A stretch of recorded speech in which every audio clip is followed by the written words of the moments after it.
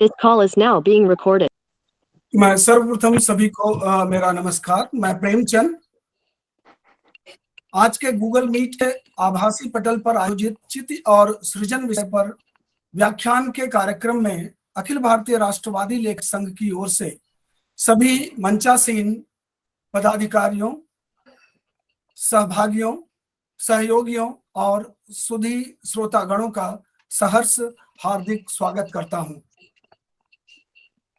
जैसा कि आदरणीय अध्यक्ष महोदय की अनुमति से कार्यक्रम का प्रारंभ हो चुका है और इस कार्यक्रम के बारे में हम एक दो पंक्तियां कहना चाहेंगे कि संघ कई व्याख्यान आयोजित करता रहा है और इन्हीं व्याख्यानों की यह एक कड़ी है और इस कड़ी का विषय है चिति और सृजन। आज के इस व्याख्यान के लिए जो हमारे प्रमुख बीज वक्तव्य के वक्ता हैं, हमारे अपने सोमदत्त शर्मा भाई साहब हैं और इसके पहले कि मैं उन्हें आमंत्रित करूं, मैं कुछ परिचय प्रस्तुति में कुछ पंक्तियां कहना चाहूंगा।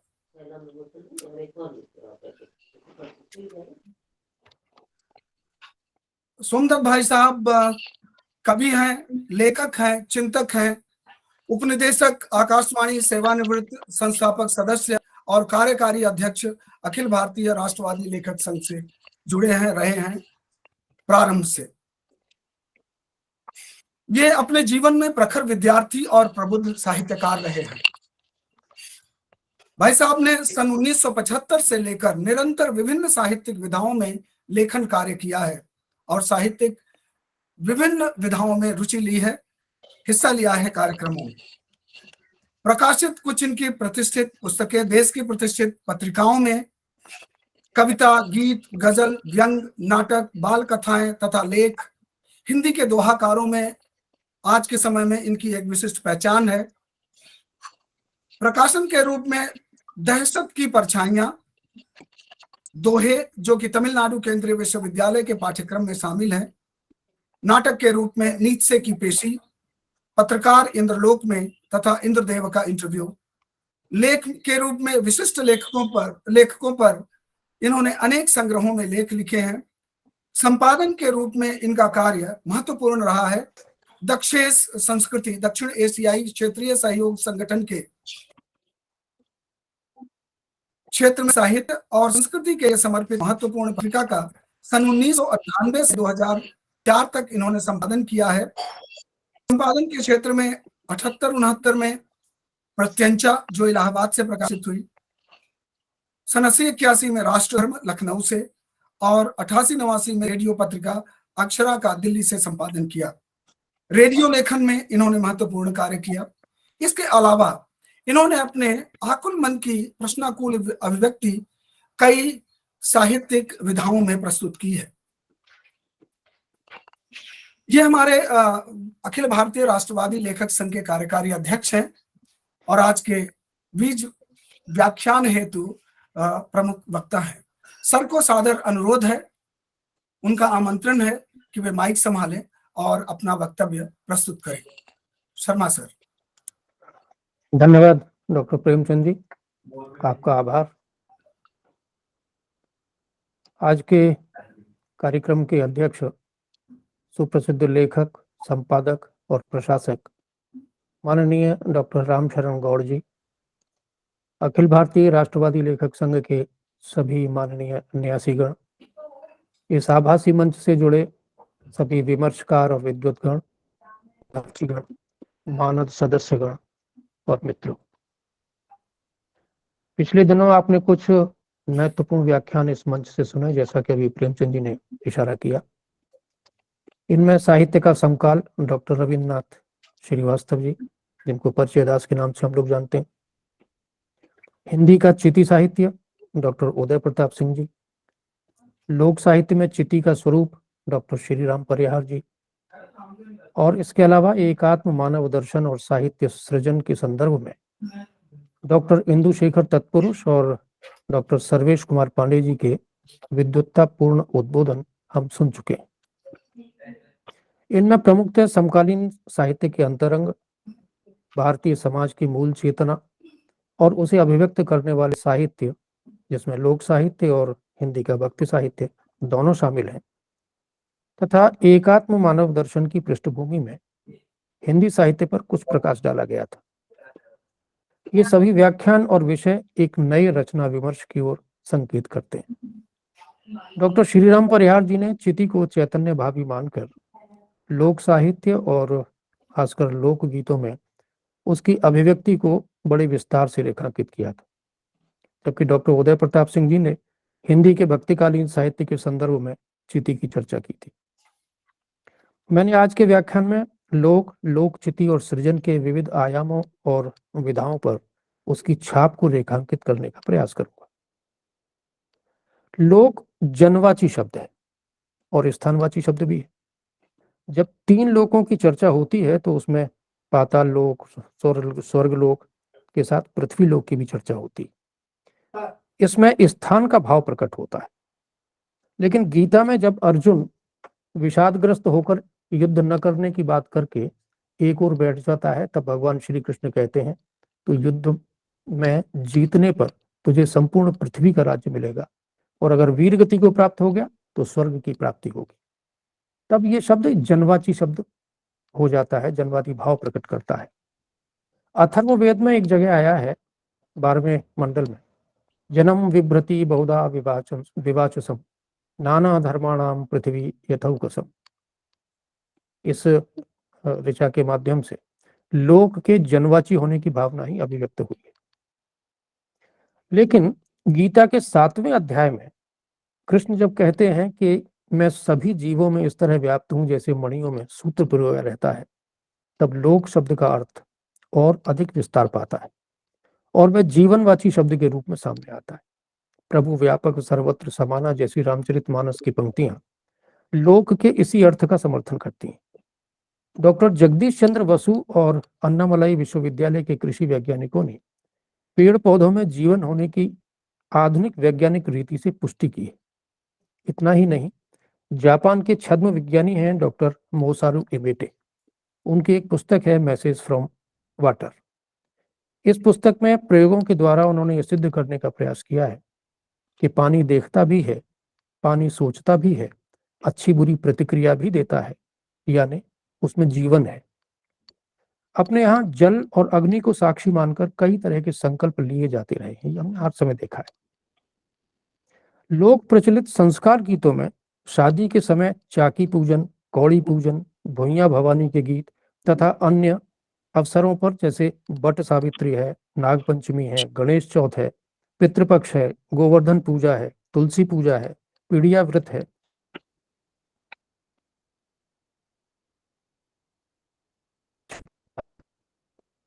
इन अवसरों पर लोकगीत जाते हैं। इन गीतों में के प्रति समान भाव से पूज्य दृष्टि मिलती है। इतना ही नहीं तो शादी के अवसर पर ब्रज क्षेत्र में डॉक्टर अपने बीएल गौर साहब तो ब्रज क्षेत्र के रहने वाले हैं, एक गीत होता है नौबत के नाम से गाया जाता है। इस गीत में धरती माता से लेकर विष्णु भगवान, ब्रह्मा विष्णु महेश, गाय, गंगा, यमुना, तुलसी, औत और यहाँ तक कि पीर बाबा तक सबके दरबार में हर्षोल्लास के कारण नौबत बजने का जिक्र आता है। पूर्वी उत्तर प्रदेश के में एक गीत होता है, इसको नेवत कहते हैं। नेवत माने निमंत्रण देना। इन गीतों में इन सबको शुभ अवसरों पर आमंत्रण भेजने का जिक्र इसलिए है कि लोग इन सब में जीवन का अस्तित्व मानता है। मुझे लगता है कि लोक को जीवनवाची अवधारणात्मक शब्द के रूप में जाना जाना चाहिए। चिति संस्कृत शब्द है। शास्त्रों में अनेक स्थानों पर इसका प्रयोग मिलता है। देवी भागवत पुराण के एक श्लोक के आधार पर शब्द कल्पद्रुम में चिति के चेतना, चिंता और चिता ये अर्थ बताए गए।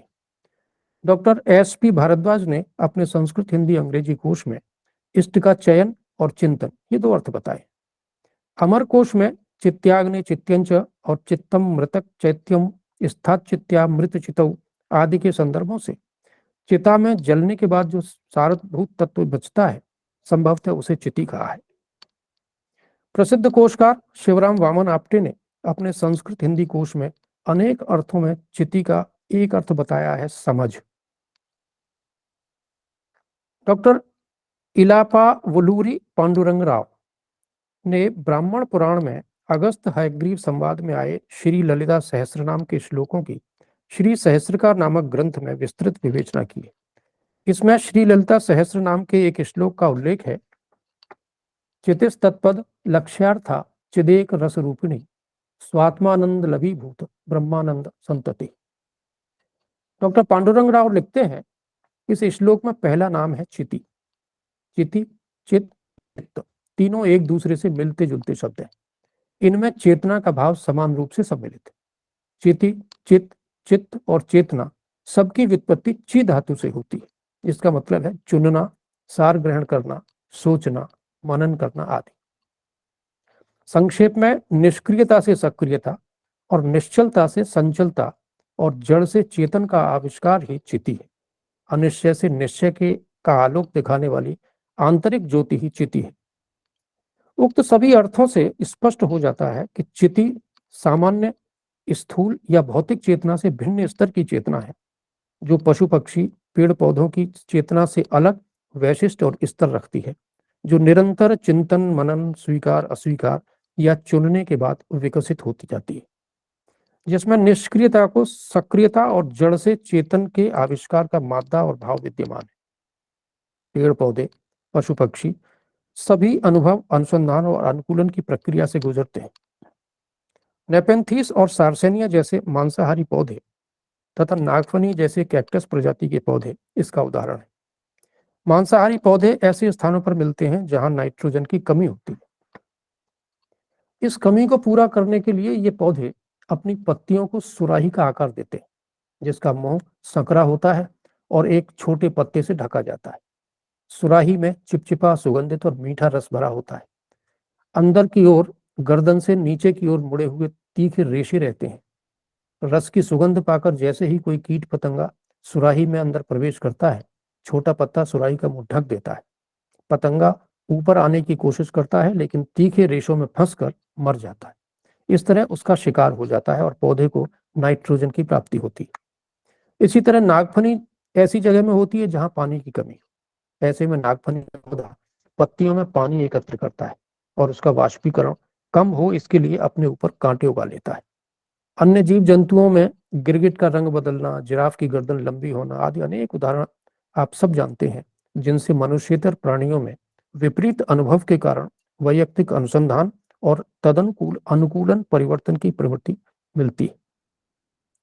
लेकिन यह अनुसंधान और अनुकूलन, लेकिन अनुभव अनुसंधान अनुकूलन उनकी स्वयं की सत्ता बनाए रखने तक सीमित होते हैं। प्रारंभिक अवस्था में मनुष्य भी अनुभव अनुसंधान और अनुकूलन की अवस्थाओं से गुजरा होगा, लेकिन वैयक्तिक स्तर पर किए गए मनुष्य के ये प्रयास भौतिक स्तर पर सामाजिक संगठन का कारण बने और विकास हुआ तो उसने मैं कौन हूं, मैं कहां से आया हूं और कहां जाना है जैसे प्रश्नों पर अनुसंधान किए। प्राप्त परिणामों पर एक बड़े समुदाय ने भरोसा जताया। कल्याणकारी परिणामों को आने वाली संततियों को हस्तांतरित करने के विविध आयामी प्रयास किए। पर्व त्योहार रीति रिवाज संस्कार आदि में वही विश्वास परिलक्षित होता है। एक जैसी आस्था, एक से विश्वास, एक से आस्था के केंद्र, पूजा पद्धति, रहन सहन, खान पान, पहनाव ओढ़ाव सब में यह व्यक्त हुआ तो उस मनुष्य समुदाय की एक पृथक पहचान बन गई। उस पहचान को बचाने के लिए इस मनुष्य समुदाय ने सामाजिक और रचनात्मक तथा सृजनात्मक उपाय भी किए, आज भी करता है। सभी कला रूप इसका उदाहरण। एक बड़े मनुष्य समुदाय द्वारा अपनाए जाने के कारण उसे एक नाम भी मिल गया। एक समुदाय, उसका नाम, उसकी आस्थाएं, उसके विश्वास सब उसकी अंतरंग चेतना में इस तरह रच बस गए कि उस पर थोड़ा सा भी आघात उसके जीवन मरण का प्रश्न बन जाता है। दुर्गा हिंदू समाज के लिए जगत जननी मां है। कितने व्रत, कितने त्योहार, कितने उपवास उनकी स्मृति से जुड़े हैं। कितनी रूपंकर कलाएं, कितनी चित्रकलाएं उनके लिए समर्पित रही हैं। देवी भागवत पुराण जैसा महाग्रंथ, छऊ जैसा लोकनाट्य, मूर्ति कला में उनके विविध रूपों की कल्पना और उनकी जगह जगह मंदिर बनाकर उनकी आराधना का स्वरूप विकसित करना देवी दुर्गा के प्रति आस्था और समर्थन के प्रतीक है, समर्पण के प्रतीक है। लेकिन जब ये सारे प्रयत्न एम.एफ. हुसैन जैसे विश्वविख्यात चित्रकार द्वारा देवी दुर्गा के न्यूड चित्र बनाकर बाधित किए गए तो समूचे हिंदू समाज में तीखी प्रतिक्रिया हुई। हम सब जानते हैं M.F. हुसैन कम से कम रेखाओं में मानवीय भाव व्यक्त करने वाले विश्व प्रसिद्ध कलाकार हैं। उनके बनाए घोड़े के चित्र गति और शक्ति के प्रदर्शन के रेखांकन में बेजोड़ माने जाते हैं, लेकिन हिंदू समाज के तिरस्कार का शिकार हो गए। चेतना के इसी शक्तिशाली और वैभवशाली रूप को पंडित दीनदयाल उपाध्याय जी जैसे दार्शनिक चिति की संज्ञा देते हैं, क्योंकि एक समाज के तौर पर हिंदुओं की वह सर्वोच्च उपलब्धि रही है। कालांतर में जीवन और शक्ति के लिए जरूरी सभी सृष्टि रूपों को मां की संज्ञा मिली। संपूर्ण पृथ्वी धारण करती गंगा, यमुना, सरस्वती आदि नदी है, इसलिए मां है। एक देश के रूप में भारत भूमि को भारत माता का दर्जा प्राप्त है। आजादी के लिए संघर्ष के दौरान जिस एक गीत ने अंग्रेजों की नींद हराम की, वो गीत था वंदे मातरम। यह इतना प्रभावी रहा कि बंकिम बाबू के लिखे इस गीत की तरह तमिलनाडु में सुब्रमण्य भारती, पंजाब में भाई वीर सिंह, मलयालम में वल्लतोल, उर्दू में जहूर अहमद जैसे रचनाकारों ने देश की लगभग सभी भाषाओं में वंदे मातरम की तर्ज पर गीत लिखे। और ये इतना प्रभावी गीत था कि इसको गाने से अंग्रेज सरकार अपने आप को हिली हुई महसूस करती थी। उसको लगता था कि पता नहीं क्या होने वाला है। टर्किश मूल की अंग्रेजी लेखिका हैं एलिक शफाक। सन 2009 में उनका एक उपन्यास पहले अंग्रेजी में फिर तुर्की में आया। हिंदी में भी उसका अनुवाद आशुतोष गर्ग ने किया है। उपन्यास में 2 समानांतर कथाएं हैं। एक कथा एला नामक अधेड़ महिला की है, जिसका बचपन बहुत अच्छे पारिवारिक माहौल में नहीं बीता, क्योंकि उसके माता पिता की एक दूसरे से बनती नहीं थी। क्योंकि माँ उसके पिता का ठीक से ध्यान नहीं रखती थी, एला ने परिस्थिति को समझते हुए निर्णय किया कि वह अपने पारिवारिक जीवन को बेहद सुख में बनाएगी, पति और बच्चों का ध्यान रखेगी और घर को खूब अच्छी तरह रखेगी। शादी के बाद अनेक वर्षों तक उसने पूरी तरह समर्पित होकर परिवार चलाया, पति का ध्यान रखा, बच्चों का भी ध्यान रखा। अधेड़ उम्र में आकर उसे अचानक लगने लगता है कि जैसे उसके भीतर एक खालीपन है। इन्हीं दिनों वो एक शम्स नाम के एक नए लेखक के संपर्क में आकर उससे प्रेम करने लगती है और एक दिन अपने भरे पूरे परिवार को छोड़कर शम्स के पास चली जाती है। कुछ दिन बाद वहां भी उसे खालीपन लगने लगता है और वापस आ जाती है। तब तक उसका अपना परिवार बिखर चुका होता है। वो भौतिक आनंद उसका साथ नहीं देते। दूसरी कथा समानांतर चलती है, वो 13वीं शताब्दी की। उन दिनों वहां सूफी संत शम्स तबरेज और महान इस्लामिक विद्वान और शायर रूमी की बड़ी ख्याति थी। शम्स तबरेज से रूमी का मिलन रूमी को उसके अतुलनीय ऐश्वर्य तथा किताबी ज्ञान से विमुख कर देता है और वो आनंद से लबरेज हो जाता है। आत्मानंद के लिए वो अपने ऐश्वर्य से विमुख हो जाता है। मैं अपने आप से सवाल करता हूं कि एलिक शफाक आज के वैज्ञानिक और गतिशील समय में 13वीं शताब्दी की कथा को उपन्यास की कथा वस्तु का हिस्सा क्यों बनाती है? इसका उत्तर शम्स तबरेज के बताए प्रेम के उन 40 नियमों में छिपा है, जिसमें वे रूमी के भीतर की जड़ विद्युतता और एक रस ऐश्वर्यशालिता से मुक्ति दिलाते, भौतिकता की तलाश में भटकते लोगों को एक ऐसा रास्ता दिखाते हैं जहां मनुष्यों के बीच कोई भेद नहीं रह जाता।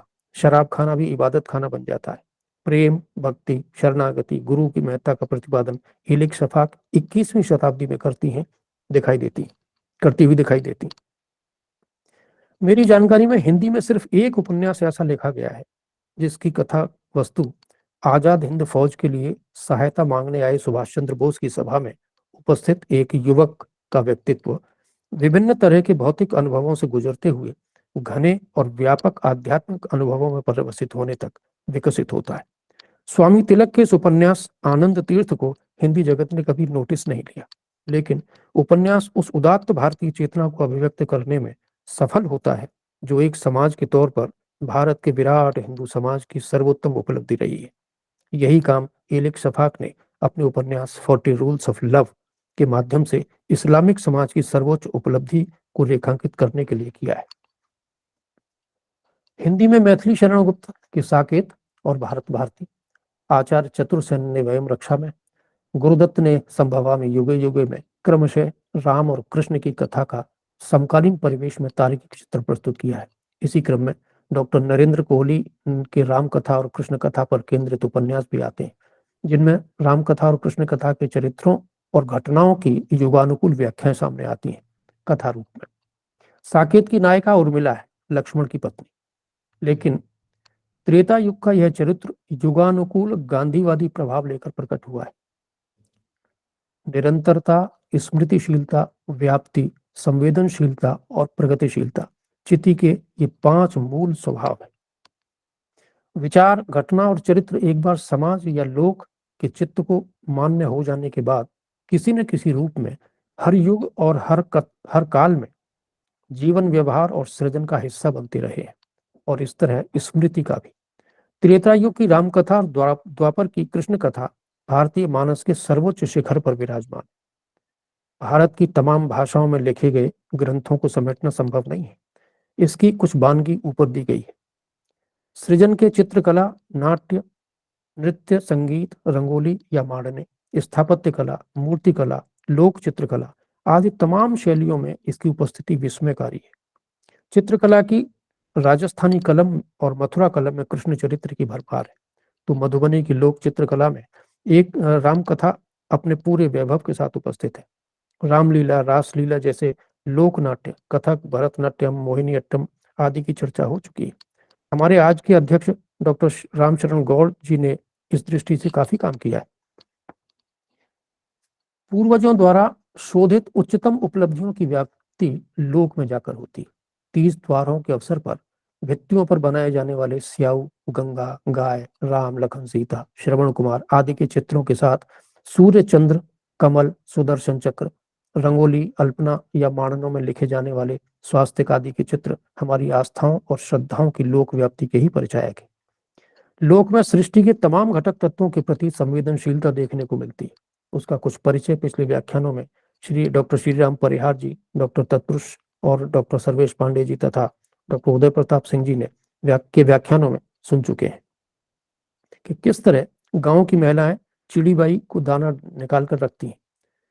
दोपहर को पहली रोटी अग्नि को, दूसरी गाय को और रात्रि की आखिरी रोटी कुत्ते के लिए निकाल कर रखना, और कोई साधु दरवाजे से भूखा ना जाए, ऐसी संवेदनशीलता भारत के अतिरिक्त और कहाँ मिलेगी।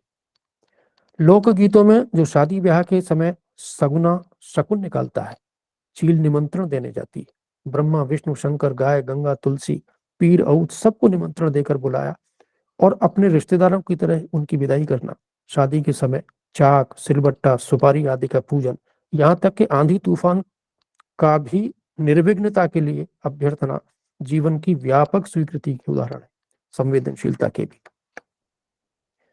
मैंने इस व्याख्यान में 3 महत्वपूर्ण बिंदुओं पर ध्यान केंद्रित किया है।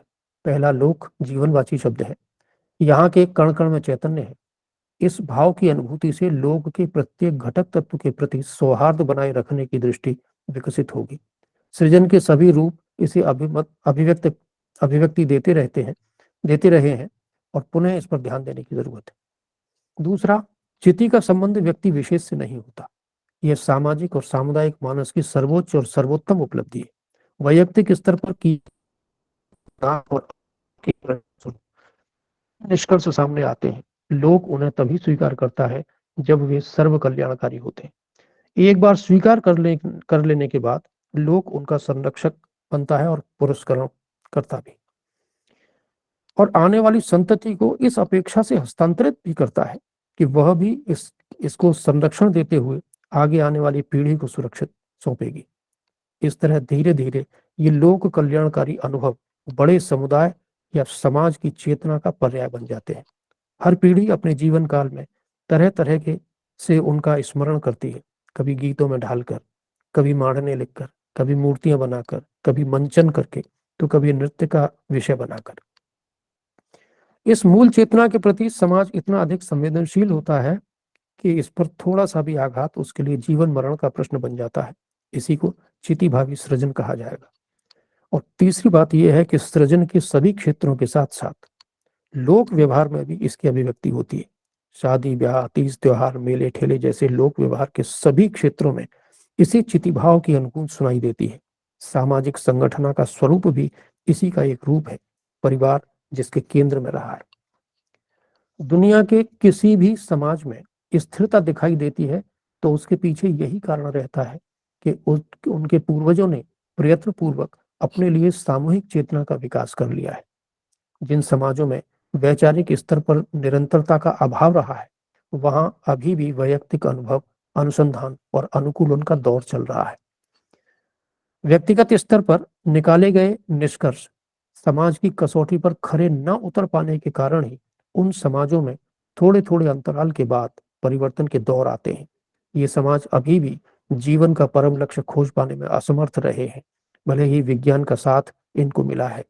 परम लक्ष्य का निर्धारण ही वहां तक पहुंचने के रास्तों का निर्माण करने में सहायक होता है, जैसा भारत में हुआ है भक्ति ज्ञान और योग मार्ग।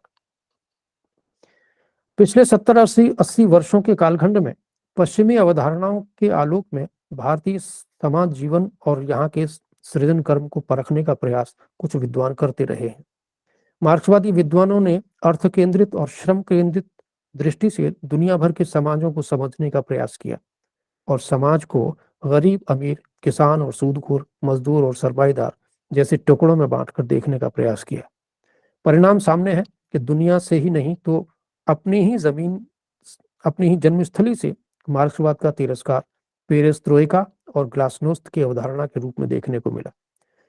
फ्रैंकफर्ट स्कूल ऑफ थॉट के सदस्यों ने किसी मुकम्मल दृष्टि के अभाव में ईश्वर, इतिहास, विचार, कविता, परिवार आदि सबकी समाप्ति की घोषणा करने के बाद मिली असफलता के बाद ऐसे समूहों के साथ खड़े होने की बात की है जो शोषित हों, वंचित रहे हों, महिला, आदिवासी, दलित या अल्पसंख्यक विमर्श जैसे विचार विमर्श इसी कारण खड़े हुए। दुनिया भर के साहित्य और सृजन क्षेत्रों को इन नारों ने प्रभावित किया है। ये विमर्श सामाजिक व्यवस्थाओं के परिणाम स्वरूप निकले या नहीं, यह तो शोध का विषय है, पर इतना सत्य है कि इन विमर्शों के कारण सामाजिक सांस्कृतिक स्तर पर नकारात्मक प्रभाव अवश्य पड़ा है। लिव इन रिलेशनशिप जैसी परिकल्पनाएं, व्यवहार जिसमें पारिवारिक विच्छिन्नता के कारण सामने आने वाली विद्रूपताएं हैं, जिसने स्त्री को स्वावलंबी और स्वतंत्र बनाने के बजाय निरीह और असहाय बना दिया है। अल्पसंख्यक, आदिवासी और दलित चेतनाओं को पृथक से रेखांकित करके भारतीय समाज के बीच विभेदक रेखा खींचने का काम किया है। भाषा अनिवार्यतः विभेदक है। ऐसी विरचनावादी अवधारणाओं ने भाषा के प्रति नकारात्मकता उत्पन्न करने का प्रयास किया है। अखिल भारतीय राष्ट्रवादी लेखक संघ का मानना है कि वह भारतीय समाज जीवन को समग्रता में देखने में विश्वास करती है। संघ इस अवधारणा का समर्थक है कि भारतीय जनजीवन और सृजन को इन्हीं कसौटियों पर परखने की आवश्यकता है, न कि विदेशी कसौटियों पर। अंत में मैं अखिल भारतीय राष्ट्रवादी लेखक संघ का आभार करता हूं कि उसने मुझे अपने विचार रखने के लिए अवसर प्रदान किया। सभी विमर्शकर्ताओं, न्यासी मंडल के सदस्यों, सम्मानित मानद सदस्यों, गोष्ठी के संयोजक प्रियानंद पाटिल जी, आज के कार्यक्रम के संचालक डॉक्टर प्रेमचंद जी तथा आभासी मंच से जुड़े सभी मित्र भगिनियों का भी आभार व्यक्त करता हूं और अध्यक्ष महोदय को विशेष कर आभार कि उन्होंने अपने व्यस्ततम समय में से समय निकालकर इस आभासी मंच पर उपस्थित हुए। इन शब्दों के साथ मैं अपनी वाणी को विराम देता हूं और आज के विमर्शकारों से आग्रह करता हूं कि वे अपने महत्वपूर्ण विमर्श को बढ़ाने के लिए आगे आए। सबका आभार, धन्यवाद। बहुत बहुत धन्यवाद, आभार सर।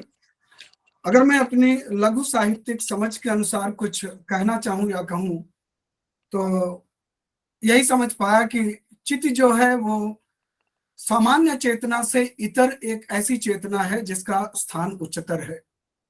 यह अच्छी बात रही कि आपने चित्त और चेतना जैसे शब्दों का सूक्ष्म अंतर भी हमें समझाने की कोशिश की।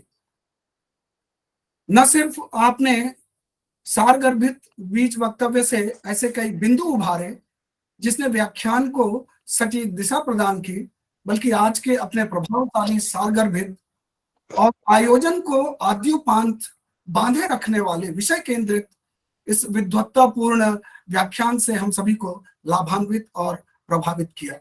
इसके लिए आपका बहुत बहुत आभार और धन्यवाद।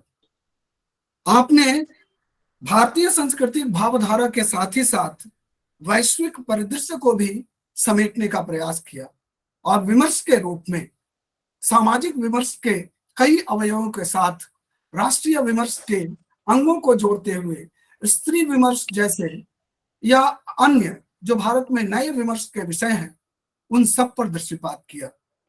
यह एक विस्तृत चेतना, एक समझ के विस्तार और एक दिशा निर्देशन पूर्ण प्रखर विद्वान और वक्ता का ही काम हो सकता है।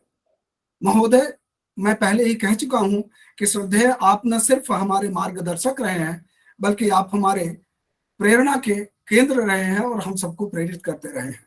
आज के इस विद्वत्तापूर्ण व्याख्यान के लिए आपका बहुत बहुत आभार और धन्यवाद। धन्यवाद सर। जैसा हमने कहा कि राष्ट्रवादी अखिल भारतीय राष्ट्रवादी लेखक संघ भारतीय सनातन संस्कृति की राष्ट्रवादी या सांस्कृतिक राष्ट्रवादी भावधारा को प्राणवायु के रूप में मानता रहा है। यह सत्य है कि परिवर्तन शाश्वत है, वह शाश्वत मूल्य है, परंतु आज हमारे जीवन में अगर हमारी सभ्यता और संस्कृति के आदर्श वह सांस्कृतिक जीवन मूल्य हमारे साथ न रहे तो संस्कृति कमजोर होती है। आपने एक लंबी लिस्ट सांस्कृतिक परंपराओं, त्योहारों, पर्वों, लोकगीतों, लोक गाथाओं, लोक कथाओं, वैश्विक, देशीय, राष्ट्रीय स्तर की सभी एंड हर क्षेत्र से उन उदाहरणों को देखने का और समझाने का प्रयास किया। यही पुष्ट संस्कृति एक पुष्ट राष्ट्र का निर्माण करती है। आपको पुनः पुनः धन्यवाद। और मैं यह बताता चलूं कि व्याख्यान की इस लड़ी में कई कड़ियां हैं और सभी कड़ियां अपने अपने क्षेत्रों के सशक्त हस्ताक्षर हैं। सभी ने समय, समाज, लोक और चिति का वर्णन अपनी सुचिंतित साहित्यिक रचनाओं में जब तक किया है। यह अलग बात है कि हम उनकी रचनाओं तक पहुंच नहीं पाए हैं या पहुंचे भी हैं तो नाम मात्र के वास्ते।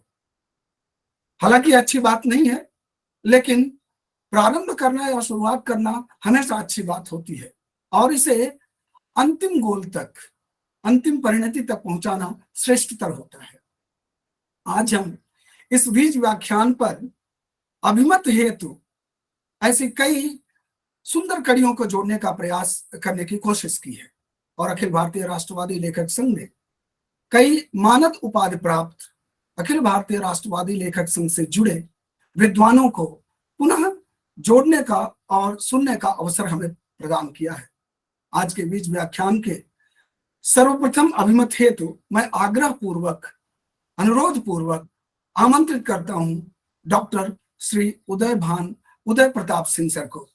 उदय प्रताप सिंह सर का व्याख्यान हम सुन चुके हैं और आज जो व्याख्यान या एक छोटा सा परिचय अगर मैं देना चाहूं तो ये सुप्रसिद्ध लेखक हैं, भक्ति साहित्य के मर्मज्ञ हैं, पूर्व अध्यक्ष हैं हिंदुस्तानी अकादमी प्रयागराज उत्तर प्रदेश के और मानद सदस्य हैं अखिल भारतीय राष्ट्रवादी लेखक संघ के। महोदय, आपसे अनुरोध है कि कृपया आए और हमें अनुग्रहित करें, आज के व्याख्यान बीज व्याख्यान पर अपना अभिमत प्रदान करें। सर, आपका स्वागत है। हेलो जी सर, आप आवाज आ रही? यस सर, बहुत अच्छी तरह। सभी विद्वानों का काशी से मैं स्वागत कर रहा हूं। आप जानते हैं काशी चिति का बहुत बड़ा केंद्र है और हमारे भारतीय दर्शन का चिति बहुत बड़ा शब्द है। यहाँ इतने विद्वान हैं कि उन विद्वानों के बीच में मुझे ये नहीं मालूम कि कितना समय तक बात अपनी करनी है। 2 minute, 4 minute? Yes sir, 5 minute. 5 minute. तो अभी भाई सोमदत्त शर्मा जी ने, जो हमारे अध्यक्ष हैं, उन्होंने बहुत ही अच्छे ढंग से उदाहरण के द्वारा चिति शब्द को व्याख्यायित किया और भारतीय साहित्य में भारतीय लोक जीवन में, भारतीय शास्त्र में चित्त की क्या स्थिति है उसको सविस्तार उसका वर्णन किया। मुझे जहां तक लगता है बुद्धि, ज्ञान और चित्त, ये तीन क्रम है। हमारी बुद्धि नष्ट हो जाती है, हमारा ज्ञान भी धूमिल हो जाता है, लेकिन हमारी चित्त बराबर चैतन्य बनी रहती है। और वह चित्त ही हमारे भारतीय दर्शन का मेरुदंड है। आप कल्पना कीजिए कि शंकराचार्य जी मठामनायों की स्थापना जब करते हैं तो उसके बहुत दिनों बाद उन मठों के प्रति, उन देवालयों के प्रति, उन उपास्यों के प्रति पहले बुद्धि में बात आई होगी, फिर ज्ञान उसका विश्लेषण किया होगा और फिर चित्त में वह स्थायी रूप से अपना घर बना लिया। इसलिए बुद्धि चंचल हो सकती है, ज्ञान मिट सकता है, लेकिन चित्त अपरिवर्तनशील है। एक उदाहरण मैं, आचार्य शंकर जब दक्षिण से चले और काशी में उनका आगमन हुआ तो काशी की गलियों से जब वो निकल रहे थे तो एक सफाई करने वाला व्यक्ति, जिसको भिस्ती कहते हैं, सफाई कर रहा था और उनके शिष्य कह रहे थे, भाई हटो हटो, महाराज जी आ रहे हैं, शंकराचार्य जी आ रहे हैं, तुम्हारी छाया नहीं पड़नी चाहिए। उसने कहा कि नहीं, महाराज जी को आने दीजिए, मैं प्रणाम करूंगा महाराज जी को और एक आध शब्द महाराज जी से उनकी कृपा लेने की कोशिश करूंगा। जब शंकराचार्य जी उनके सामने आए, उस भिस्ती के सफाई करने वाले के, तो उसने कहा कि देखिए आप तो बहुत विद्वान हैं, आचार्य हैं, और जब आत्मा एक है तो फिर छूत अछूत का भेद कैसा, फिर छोटे बड़े का अंतर क्या है? परमात्मा को जब एक मानते हैं आप और आत्मा को जब एक मानते हैं तो भेद कैसा? ये उदाहरण मैं इसलिए दे रहा हूं कि उस भिस्ती के मन में भी यह जो चित्त है, जो संस्कार के रूप में है, कई पीढ़ियों से बैठाई गई है और वो आचार्य शंकर जैसे महात्मा से, आचार्य से प्रश्न कर देता है और आचार्य शंकर हाथ जोड़ लेते हैं कि भाई बहुत सही बात तुम कह रहे हो। इसको चित्त कहते हैं। इसलिए हमारे संतों ने चित्त को ही जगाया है। हमारे राम शरण दास गौड़ जी हैं, परिचय दास जी हैं, बड़े बड़े विद्वान हैं, उनके बीच में मैं बहुत कुछ नहीं कह पाऊंगा, लेकिन आज से 725 वर्ष पूर्व, 724 वर्ष पूर्व आचार्य रामानंद का जन्म हुआ था। प्रयाग में जन्म हुआ था। 5 साल की अवस्था में काशी चले आए और यहाँ उन्होंने साधना शुरू कर दिया। उन्होंने एक वाक्य हिंदी में लिखा, उनके वैसे 4-5 हिंदी की रचनाएं पाई जाती हैं, लेकिन उन्होंने कुछ लिखा, जैसे एक वाक्य उन्होंने लिखा कि चित्त सो चित्त मिल चित्त चेतन भया,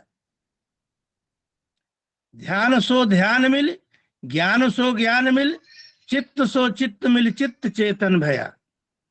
यानी चित्त से जब महाचित्त मिलती है, परमात्मा मिलता है, अध्यात्म मिलता है, वह संस्कृति बनती है और वह संस्कृत अस्थाई चीज होती है।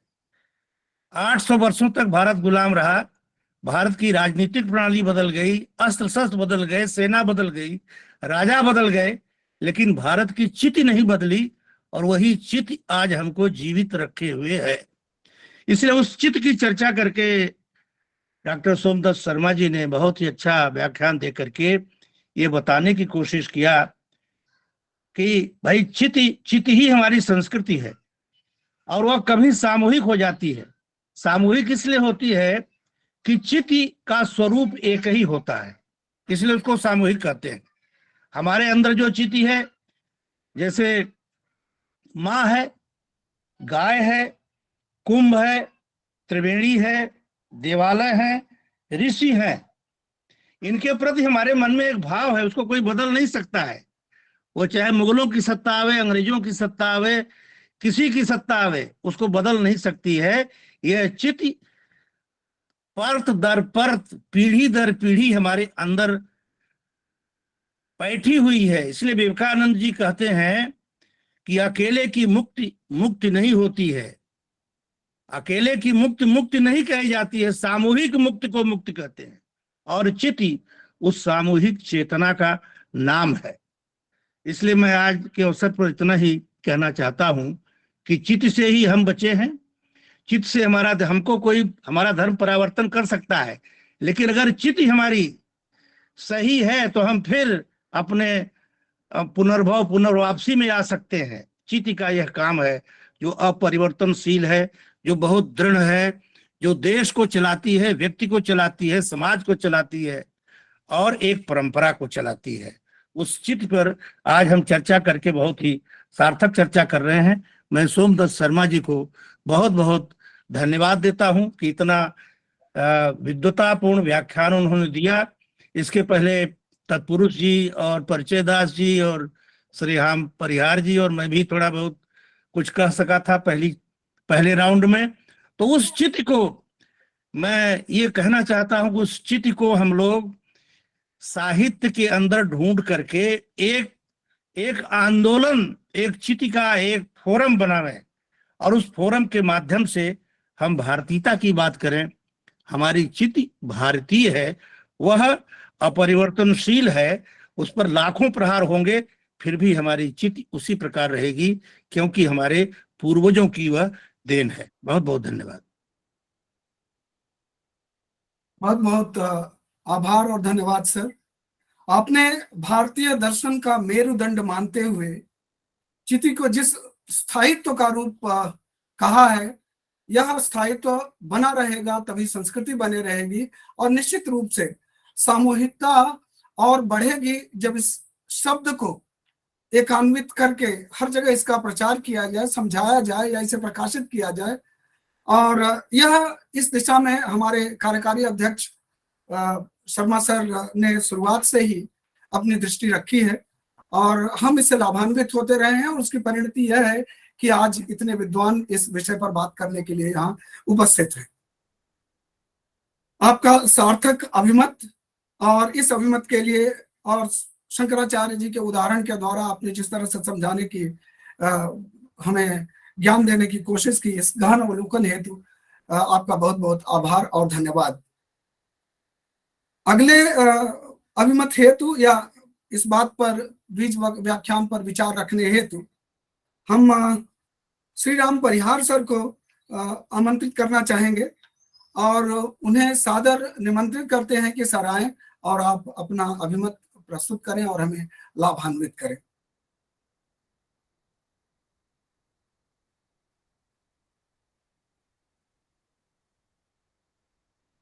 सर परिहार सर।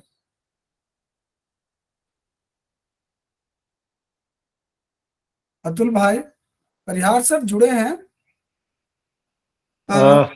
इसके पहले परिहार कीजिएगा, क्षमा करें परिहार जी का अभी मेरे पास फोन आया था परिहार जी का और वे यह कह रहे हैं कि जो संयोजक है उन्होंने उसको रोक रखा है या कुछ ऐसा कह रहे थे और उनको जुड़ने में असुविधा हो रही है। उन्होंने अभी फोन किया था मेरे को। आपके यहाँ से शायद वो ऑफ है। नहीं, मैं सर ये बताना चाहूंगा विनम्रता पूर्वक कि एक्चुअल में क्या होता है कि जब हम मीटिंग में रिकॉर्डिंग में जाते हैं, जब रिकॉर्डिंग करने की मतलब रिकॉर्डिंग में आपको मुझे न बताएं परिहार जी को बताएं। नहीं, मैंने बता दिया, उनको बता दिया, लेकिन वो सर क्या उस चीज को थोड़ा सा समझ नहीं पा रहे हैं, शायद टेक्निकली कोई चीज है। और अपने यहाँ से तो है सब ओके, मेरी बात हो गई है उनको सर से मैंने निवेदन भी किया है कि आप किसी और आईडी से ज्वाइन हो जाइए। अच्छा जी सर। भाई आपकी बात हो गई है तो क्या हम दूसरे अभिमत की ओर बढ़े? जी जी जी जी जी जी। अगले अभिमत पर जाने से पहले मैं कुछ विद्वान का परिचय, संक्षिप्त परिचय देना चाहूंगा। परिहार जी के बाद दरअसल हम आगे बढ़ेंगे श्री बनवारी लाल गौर सर के छोटे से परिचय के साथ, जो कि आप इसके पहले अपने व्याख्यान दे चुके हैं और हम अच्छी तरह से परिचित हैं कि कितनी विविधतापूर्ण सोच समझ या उनका व्यक्तित्व रहा है। एक छोटा सा परिचय अगर मैं देना चाहूं तो कुछ पंक्ति में यही है कि निश्चित रूप से सुप्रसिद्ध लेखक और कवि होने के साथ साथ वे संपादक द गौर सन्स टाइम्स, जो कि पाक्षिक पत्र है, उसके संपादक रहे हैं और मानद सदस्य हैं अखिल भारतीय राष्ट्रवादी लेखक संघ के। तो कृपया स्वागत करें। सहर्ष आपका स्वागत है सर, आए और अपना अभिमत प्रदान करें। सर्वप्रथम तो मैं इस मंच पर विराजमान महान विद्वानों को नमन करता हूं, उनकी लेखनी को, उनके विचार को, उनकी चित्ती को नमन करता हूं। मैं अगर आज नहीं जुड़ता तो बहुत कुछ छूट जाता।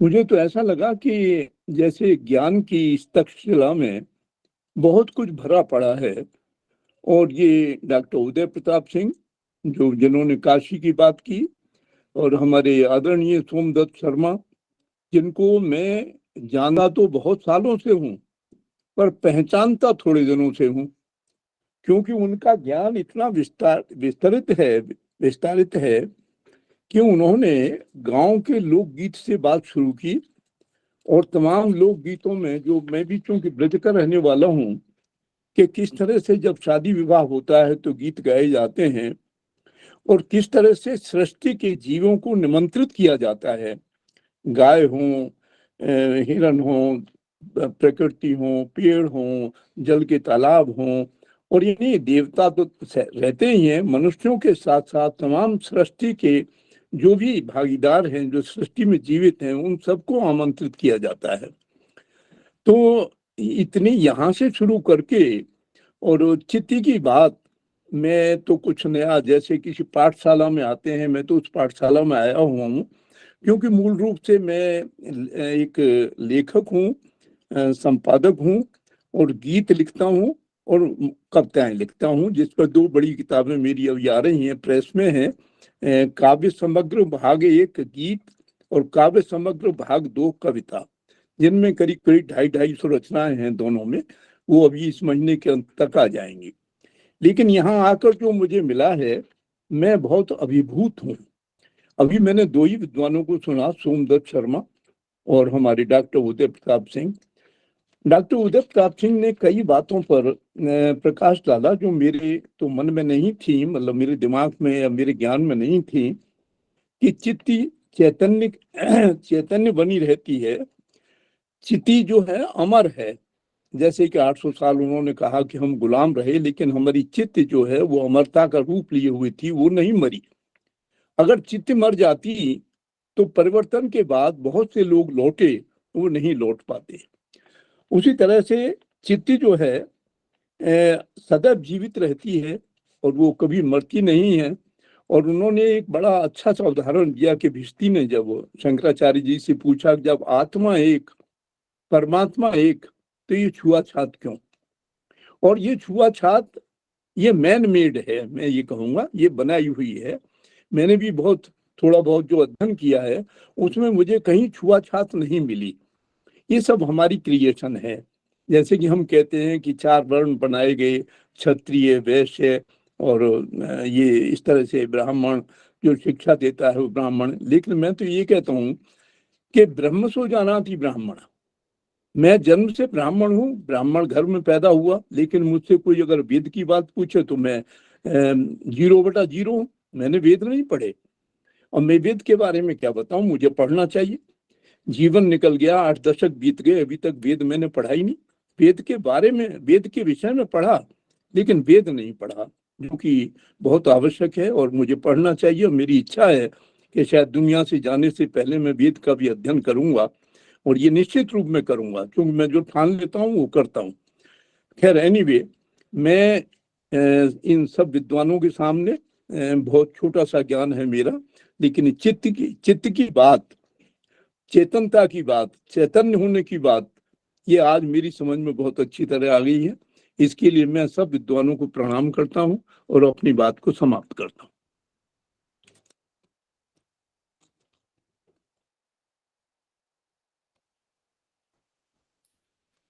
सर, आपके विचार है तो बहुत बहुत धन्यवाद। निश्चित रूप से ऐसे विद्वान जब बोलते हैं तो मैं बिहारी की तुलना तो नहीं करना चाहता, लेकिन उसके अलावा मेरे पास शब्द भी नहीं है कि गागर में सागर वाली बात, जहां एक शब्द के कई पर्याय होते हैं और जहां एक पंक्ति के कई अर्थ होते हैं, और इन सब से व्यक्ति अपने अपने तरह से लाभान्वित होते हैं। जो प्रभावित अधिक हुए उनका लाभ कोष ज्यादा बड़ा होता है, और जो कम प्रभावित हुए, यह तो अलग समझ की बात है, उन्हें इसका कम लाभ मिलता है। किंतु खजाना तो है। लूटने वाले या ले जाने वाले अगर तैयार हैं तो ऐसे प्रबुद्ध, चेतनशील, ऐसे वक्ताओं और ऐसे विद्वानों के समक्ष खड़ा होना एक सौभाग्य की बात है। सुनना डबल सौभाग्य की बात है। गुनना धुनना, उन बातों पर आगे बढ़ना जीवन को अधिक सार्थक बनाता है। जीवन सार्थक है तो इस बात पर एक और अभिमत हम लेने के लिए आगे बढ़ेंगे, क्योंकि हमारी परंपरा में वादे वादे जायते तत्वबोध की बात कही गई है, यानी चर्चा से ही तत्व का बोध होता है।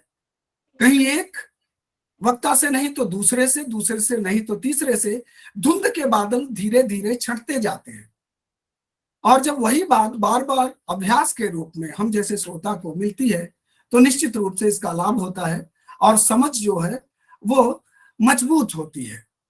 यह एक अभ्यास है हमारे लिए। इसीलिए इस फायदे हेतु, हम विचार रखने हेतु, अभिमत रखने हेतु पुनः डॉक्टर श्री राम परिहार सर का सादर हार्दिक स्वागत करता हूं। अगर सर जुड़े हैं तो कृपया आएं, और उनके संक्षिप्त परिचय हेतु मैं कहना चाहूंगा कि सर प्रख्यात निबंधकार हैं, निदेशक रहे हैं निराला सृजन पीठ संस्कृत परिषद, संस्कृत विभाग, मध्य प्रदेश सरकार भोपाल के, और निदेशक हैं लोक कला एवं संस्कृति केंद्र डॉक्टर सीवी रमन विश्वविद्यालय खंडवा, मानद सदस्य हैं अखिल भारतीय राष्ट्रवादी लेखक संघ के। सर, आपसे अनुरोध है और आपका स्वागत है कि आप मंच पटल पर आए। अतुल भाई। जी सर, जैसा कि अभी बताया था कि सर की ओर से कोई तकनीकी समस्या के कारण जी वो नहीं जुड़ पा रहे हैं अभी सर। ओके, तो है ना, आप और बात करके तब तक उसको आगे ठीक है। बढ़ाएं। जैसे ही वो जुड़ते हैं मैं आपको कॉल करूंगा। ठीक है भाई, ठीक है भाई। बीच व्याख्यान पर अभिमत हेतु मैं अगले विचारशील व्यक्ति, हमारे मानद सदस्य, सुप्रसिद्ध कवि, लेखक, एकात्म मानव दर्शन और अनुसंधान एवं विकास प्रतिष्ठान नई दिल्ली के से आने वाले डॉक्टर श्रीमान इंदुशेखर तत्पुरुष सर का सादर आमंत्रण है। सर आए और अपना अभिमत व्याख्यान प्रस्तुत करें। सर, आपका स्वागत है। चितिरूपेण या कृत्स्नम् एतद् व्याप्य जगत् नमस्तस्यै नमस्तस्यै नमस्तस्यै नमो नमः। मार्कंडेय पुराण मनवंतर के देवी महात्म्य के पंचम अध्याय का यह श्लोक उस परा भगवती के उस चिति स्वरूप का उल्लेख है, सर्वत्र व्याप्त है, किंतु यह पौराणिक बात है। मुख्य बात है जो अभी हमारे आदरणीय सोमदत्त जी ने उसके साहित्यिक स्वरूप को और सृजनात्मकता से जोड़ा, वह दीनदयाल उपाध्याय ने पहली बार इस शब्द का बीज रूप में प्रयोग किया। इससे पूर्व इस शब्द हमारे सर्जना या साहित्य या संस्कृति के मूल में बीज की तरह ऐसा ध्यान कहीं आचार्य ने, किसी वैचारिक ने नहीं दिया। पहली बार उन्होंने राष्ट्र धर्म में एक लेख नवंबर 1937 में चिटी शीर्षक से एक लेख लिखा, और दूसरा लेख चिटी 2 1948 में उन्होंने लिखा। और वे दो लेख आधारभूत भारतीय संपूर्ण वाङ्मय का एक तरह से एक प्रस्थान बिंदु। चिटी शब्द को लेकर का विचार विमर्श नहीं हुआ। और आज तो बहुत अद्भुत मुझे ये लगा कि न केवल राष्ट्रीय हमारे जो साहित्यिक कृति हैं, विदेशी कृतियों का भी, वैश्विक कृतियों का उदाहरण देकर चिटी तत्व को आज व्याख्यायित किया गया। समय बहुत सीमित है, इस पे कह के अपनी बात को विराम दूंगा। पहली बात जो दीनदयाल जी ने ध्यानाकृष्ट की वह बड़ी महत्वपूर्ण। संस्कृति शब्द पूरे वैचारिक मंडल और हमारी चर्चाओं में बहुत व्याप्त रहता था। यह दीनदयाल जी जानते थे कि संस्कृति शब्द नया 150 वर्ष पूर्व गढ़ा हुआ शब्द है कल्चर के अर्थ में। मूल शब्द धर्म था। संभवतः महसूस करते थे कि संस्कृत शब्द भी हमारी उस संपूर्ण जो एकता है उसको व्याकृत नहीं कर पाता, इसलिए उन्होंने चिटी शब्द के लिए कहा कि संस्कृति के मूल में भी चिटी शब्द होता है। और बड़ी स्थापना थी कि संस्कृति एक गतिमान डायनेमिक कल्पना है, यह वर्धमान भी है। 1959 का एक चिटी केंद्र में रहती है संस्कृति के में भी, और वह निर्विकार और अपरिवर्तनशील रहती है। अर्थात हमारी हम देखते हैं कि यह उनकी संस्कृति है या पाश्चात्य संस्कृति है या लोक संस्कृति है, यह जन संस्कृति अलग, नागरीय संस्कृति अलग, उत्तर की संस्कृति अलग, पूर्व की। कई बार हम ऐसा संस्कृति को लेकर प्रयोग कर देते हैं, तो वह भी जो संस्कृति के जो अंतर है, प्रत्यंतर है, उनके बीच भी जो एक है उसका हमको केंद्रीय अनुसंधान करना चाहिए। एक बात ये। दूसरी बात ये कहते हैं दीनदयाल की जो मूल प्रकृति है समाज की, किसी राष्ट्र की, प्रत्येक राष्ट्र की स्थिति एक निश्चित होती है। संस्कृति मिल सकती है, सभ्यताएं तो मिलती ही मिलती है। सभ्यता यानी अब इस क्रम को हम देखें तो चिटी, संस्कृति और सभ्यता, तो मूल बिंदु चिटी, इसके ऊपर संस्कृति परिधि और उसके ऊपर फिर सभ्यता की एक परिधि। चिटी इसलिए भी महत्वपूर्ण है, और जैसा कि आदरणीय सोमदत्त जी के व्याख्यान में था कि इसका व्यष्टिनिष्ठ रूप, व्यक्तिनिष्ठ रूप, व्यक्तिपरक और समष्टिपरक दो स्वरूप होते हैं।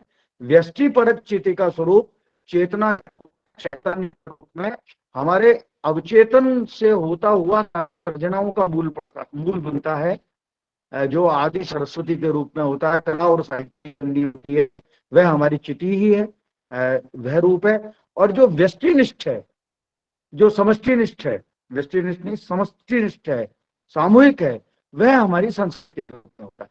यानी सर्जना के रूप में जब व्यक्तिनिष्ठ चिट्ठी होती है तो वह रचनात्मकता करती है, समष्टि होती है तो वह संस्कृति के रूप में प्रतिफलित होती है।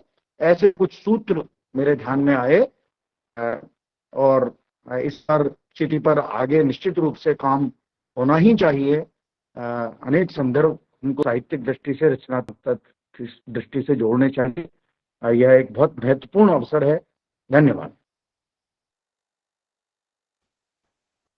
आपका बहुत बहुत आभार और धन्यवाद सर। चित्त के व्याख्या में, पुनर्व्याख्या में, या इसे और भी विस्तृत रूप से समझाने के प्रयास को, जिससे कि इसके सूक्ष्मतर रूप का अधिकाधिक रूप से स्वीकृति साधारण लोगों तक हो सके या समझ बढ़ सके। इसके बाद मेरा सादर अनुरोध है अगले वक्ता से,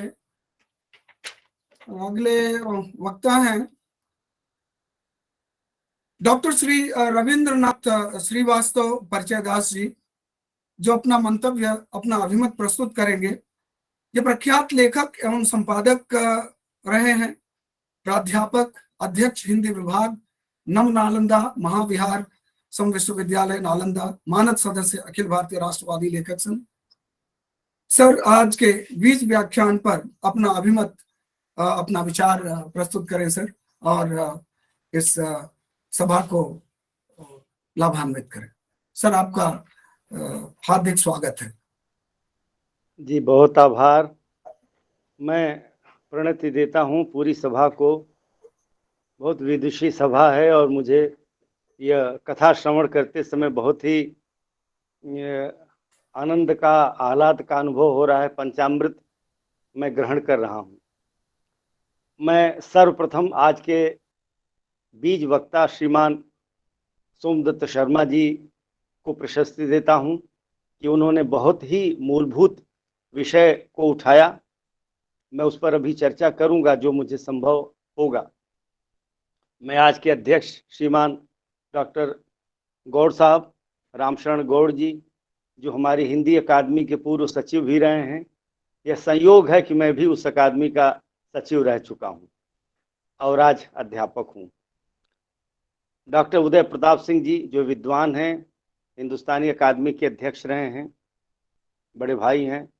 ललित निबंधकार डॉक्टर श्री राम परिहार जी, क्योंकि मैं स्वयं ललित निबंधकार हूं, मुझे लगता है कि इस सभा में 3 ललित निबंधकार मौजूद हैं। ये हमारा बहुत ही सौभाग्य है। इसमें उदय प्रताप सिंह जी भी हैं। श्रीमान बनवारी लाल गौड़ जी, जो कि हमारे अत्यंत आदरणीय हैं, हम लोग लगातार मिलते रहे, हमारे हिंदी अकादमी के वो साथी रहे, सदस्य रहे, आदरणीय। डॉक्टर इंदु शेखर तत्पुरुष जी अत्यंत विद्वान है और एकात्म मानववाद पर बहुत सुंदर उनका व्याख्यान होता रहा। आज भी बहुत सुंदर उन्होंने बातचीत की है। डॉक्टर सर्वेश पांडे, जो हमारे मऊ के DCSK कॉलेज के प्रिंसिपल भी हैं, हमारे छोटे भाई हैं। डॉक्टर नित्यानंद श्रीवास्तव, डॉक्टर आनंद पाटिल, जो इसके मुख्य कार्यकारी हैं राष्ट्रवादी लेखक संघ के। संचालक श्रीमान डॉक्टर प्रेमचंद जी, अतुल जी, जो कि मुख्य रूप से इस कार्यक्रम के IT सेक्शन के इंचार्ज हैं। मैं आप सबके प्रति प्रणति निवेदित करता हूं, आभार प्रकट करता हूं कि आपने मुझे अवसर दिया कि मैं कुछ शब्द आपके सामने रख सकूं। सबसे महत्वपूर्ण बात यह है कि जब T.S. इलियट ने द वेस्टलैंड लिखा, तो वेस्टलैंड लिखने के बाद पश्चिम की सारी सम्मति और वहां के दृष्टिवाचन को प्रस्तुत करने के बाद निष्पत्ति के रूप में क्या कहा? ओम शांति ही शांति ही शांति। आपकी निष्पत्ति जाति कहाँ है, पहुंचती कहाँ है? आखिर साहित्य के लक्ष्य क्या हैं? क्या ऐसा संभव है कि सृजन के बगैर आप रह सकें? सृजनात्मकता करती क्या है? सृजनात्मकता चित्त का संघनन ही है। चित्त के संघनन के बगैर कोई भी क्रिएटिविटी संभव नहीं है। जैसा कि आज श्रीमान सोमदत्त शर्मा जी ने कहा है कि जैसे चित्त के संवर्धन में ही अगर देखा जाए तो कितने भक्तिपरक गीत लिखे गए। बहुत सारे उन्होंने सुंदर से उदाहरण दिए अन्यतर भाषाओं में, जो वंदे मातरम के सापेक्ष लिखे गए क्षेत्रीय भाषाओं में। मैं एक छोटा सा उदाहरण आपको देकर भोजपुरी से बताना चाहता हूँ। रघुवीर नारायण जो कवि हुए हमारे भोजपुरी में, तो वो प्रसिद्ध हैं। संयोग से उनकी रचना भी बहुत प्रसिद्ध है। अपन जब मैथिली भोजपुरी अकादमी दिल्ली सरकार के सचिव थे, तो इस उनके गीत का बहुत विधि प्रचार किया था, लेकिन भारत में इसका प्रचार उस तरह से नहीं हो पाया। मैं वो बताना चाहता हूँ। सुंदर सुभूमि भैया भारत के देशवा से, सुंदर सुभूमि भैया भारत के देशवा से। यह जो भारत देश है वो सुंदर है, सुभूमि है। इस तरह से भोजपुरी में भी एक नए किस्म का वंदे मातरम उन्होंने प्रस्तुत किया। किंचित वह इतना लोकप्रिय है, इतना हृदयग्राही है कि वह वंदे मातरम को ही आह्लादित करता है, को ही संप्रचलित करता है, को ही अनुकूलित करता है हमारे समाजों में, जो भोजपुरी समाज हैं, जो पूर्वी समाज है। आपने कहा कि लोक तब महत्वपूर्ण हो जाता है जब वो सामाजिक हो जाता है। मैं थोड़ा कहना चाहता हूं इस विषय में कि लोक और जन में बेसिक फर्क है, वह दोनों पर्याय नहीं है। फोक और पब्लिक डिफरेंसेस रखते हैं, उसमें अंतर है। जन में एक किस्म की एक अलगता दिखती है लोक से। लोक कोई भी जो एक सामान्य समाज है वहां से आता है। इसीलिए डॉक्टर शर्मा सामने सोमदत्त शर्मा जी ने बहुत सुंदर बात कही कि लोक में जो सामाजिकीकरण है वो उसका सबसे महत्वपूर्ण पक्ष है। यानी लोक जो है चित्त का इस तरह से सामाजिकीकरण करता है। मैं थोड़ा दूसरे शब्दों में कहूंगा, लोक चित्त का केवल सामाजिकीकरण नहीं करता, अज्ञेय के शब्दों में उसका वैयक्तिकरण भी उतना ही महत्वपूर्ण है। इसी नाते जब आप साहित्य रचते हैं तो व्यक्ति से सामाजिकीकृत होते हैं, यानी व्यक्ति से ही समझ की ओर बढ़ते हैं। आज जो मार्क्सवाद में बार बार यथार्थ को अत्यंत बल देने की कोशिश है, वह निजता को झुठलाने की बहुत बड़ी चेष्टा है। निजता के सापेक्ष ही साहित्य रचा जा सकता है। सृजन का पहला धर्म ही निजता की प्रतिष्ठा है। अगर आप निजता की प्रतिष्ठा नहीं करते तो भाषा की प्रतिष्ठा नहीं होती, आप एक नारे की प्रतिष्ठा करते हैं। ज्यादातर मार्क्सवादी जो लिटरेचर है वह नारे के सापेक्ष इसलिए रह गया क्योंकि उसमें समाज के बदले भीड़ के तंत्र को ज्यादातर दिखाने की कोशिश हुई और उसमें एक वर्ग को दूसरे वर्ग से लगाने और भिड़ाने की कोशिश हुई। जबकि साहित्य उस चित्त के समग्रता, चित्त के उत्थान, चित्त के सर्वोच्च उन्नयन का साधन है, जहां मनुष्य सबसे पहले व्यस्त की ओर जाता है, फिर समष्टि की ओर जाता है। काश मार्क्सवाद यह समझ पाता कि व्यस्त के बगैर समष्टि संभव नहीं है। चित्त का अध्ययन साहित्य में या सृजनात्मकता में व्यष्टि का सर्वोत्कृष्ट अध्ययन है। इसीलिए मैं कहना चाहता हूं कि चित्त के अध्ययन से साहित्य में एक नई धारा, सृजनशीलता की एक नई धारा आ पाएगी। और मैं आपको बताऊं कि साहित्य में इस तरह की धाराओं का संवलन कम होता चला गया है। ज्यादातर सुररियलिज्म, अति यथार्थवाद, डिकंस्ट्रक्शनिज्म या विभेदनकारी साहित्य, इस तरह की चीजों को लाने की कोशिश हुई है। लेकिन साहित्य में एकात्मकता को प्रकट करने, साहित्य में जोड़ने की बातों को ले आने की, साहित्य शब्द का जो अर्थ है वो साहित्य से ही आया, साहित्य टू कनेक्ट, जोड़ना। और सृजन का पहला धर्म है टू कनेक्ट, जोड़ना। सृजन धर्मिता साहित्य की एकता को, उसकी मार्मिकता को एक तरह से जोड़ने की कोशिश है। इसलिए चित्त का अर्थ है टू कनेक्ट, जोड़ना, उसको इतनी ऊंचाई तक ले जाना कि मनुष्य उससे ऊंचा हो ही न पाए। इसलिए साहित्य उस सर्वोच्चता को प्रकट करने की जो भावभूमि को निर्धारित करता है, उसकी प्राथमिकता, उसका जो बेस है, उसका जो आधार है, वो चित्त है। मैं इन्हीं शब्दों के साथ शुभाशंसा देता हूं आज के बीज वक्ता को, आज की विद्वत मंडली को, आज के इन विद्वानों को, जिन्होंने इतने सुंदर व्याख्यानों से, अपने अभिमतों से हमें अभिभूत किया। नमस्कार और प्रणाम। बहुत बहुत आभार और धन्यवाद सर।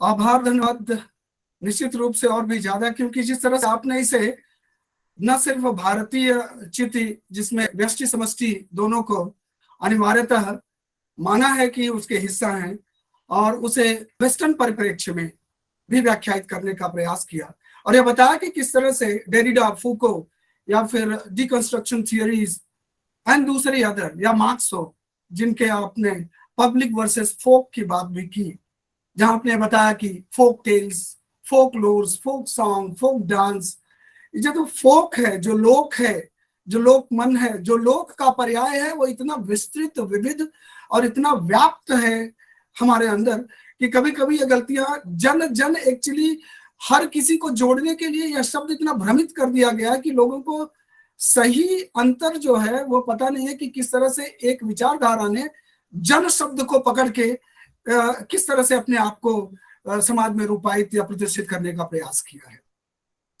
आपके इस विद्वत्तापूर्ण अभिमत विचार के लिए बहुत बहुत धन्यवाद और बहुत बहुत आभार सर। आगे हम अगले अभिमत के लिए, विचार के लिए, सम्मति के लिए निमंत्रण देने से पहले अतुल भाई आपसे जानना चाहेंगे कि क्या सर पुनः तैयार हैं, जुड़ चुके हैं? नहीं सर, अभी तक तो नहीं है ना, नहीं जुड़ पाए हैं। अलग से एक्चुअल में बात कर लीजिए। हाँ हाँ, अलग से मैं अभी और लगा लूँ। कोई टेक्निकल दिक्कत उनके फोन में ही आ रही है। आप बताइए कि हो सकता है उसमें गूगल मीट ना हो, एक बार आप देख लें। नहीं, अब मैं यहाँ से ठीक है, मैं बात करता हूँ एक बार। उनके बेटे से भी बात हुई है। हाँ, डाउनलोड कर हाँ, लें गूगल मीट तो बेहतर होगा। मुझे 2 कॉल आए इसके बीच, मेरे एक भाई का और एक, हाँ उन्होंने हाँ, कहा कि आप उसे डाउनलोड कर लीजिए तो होगा। उसके बाद हो गया उनका, जस्ट 2 मिनट बैक। ठीक है, ठीक ठीक ठीक। धन्यवाद। तो बीच व्याख्यान पर अपने मंतव्य हेतु, अभिमत हेतु हमारे अगले वक्ता हैं डॉक्टर श्री सर्वेश पांडे भाई साहब, सुप्रसिद्ध भाषाविद और प्राचार्य हैं डीसीएस के स्नातकोत्तर महाविद्यालय मऊ के, उत्तर प्रदेश से। संस्थापक सदस्य हैं अखिल भारतीय राष्ट्रवादी लेखक संघ के। भाई साहब, आपका हार्दिक स्वागत है। कृपया आप पधारें और माइक संभालें। सर्वेश भाई साहब, नाम के लिस्ट में दिखाई दे रहा है अतुल जी? मैं चेक कर रहा हूँ। संभवतः अभी सर्वेश भैया नहीं है अच्छा, हमारे बीच में। हाँ हाँ, तो हम आगे जी बढ़े। आगे हम बढ़ते हैं। डॉक्टर श्री नित्यानंद श्रीवास्तव सर को मैं अगले वक्ता के रूप में आमंत्रित करता हूं।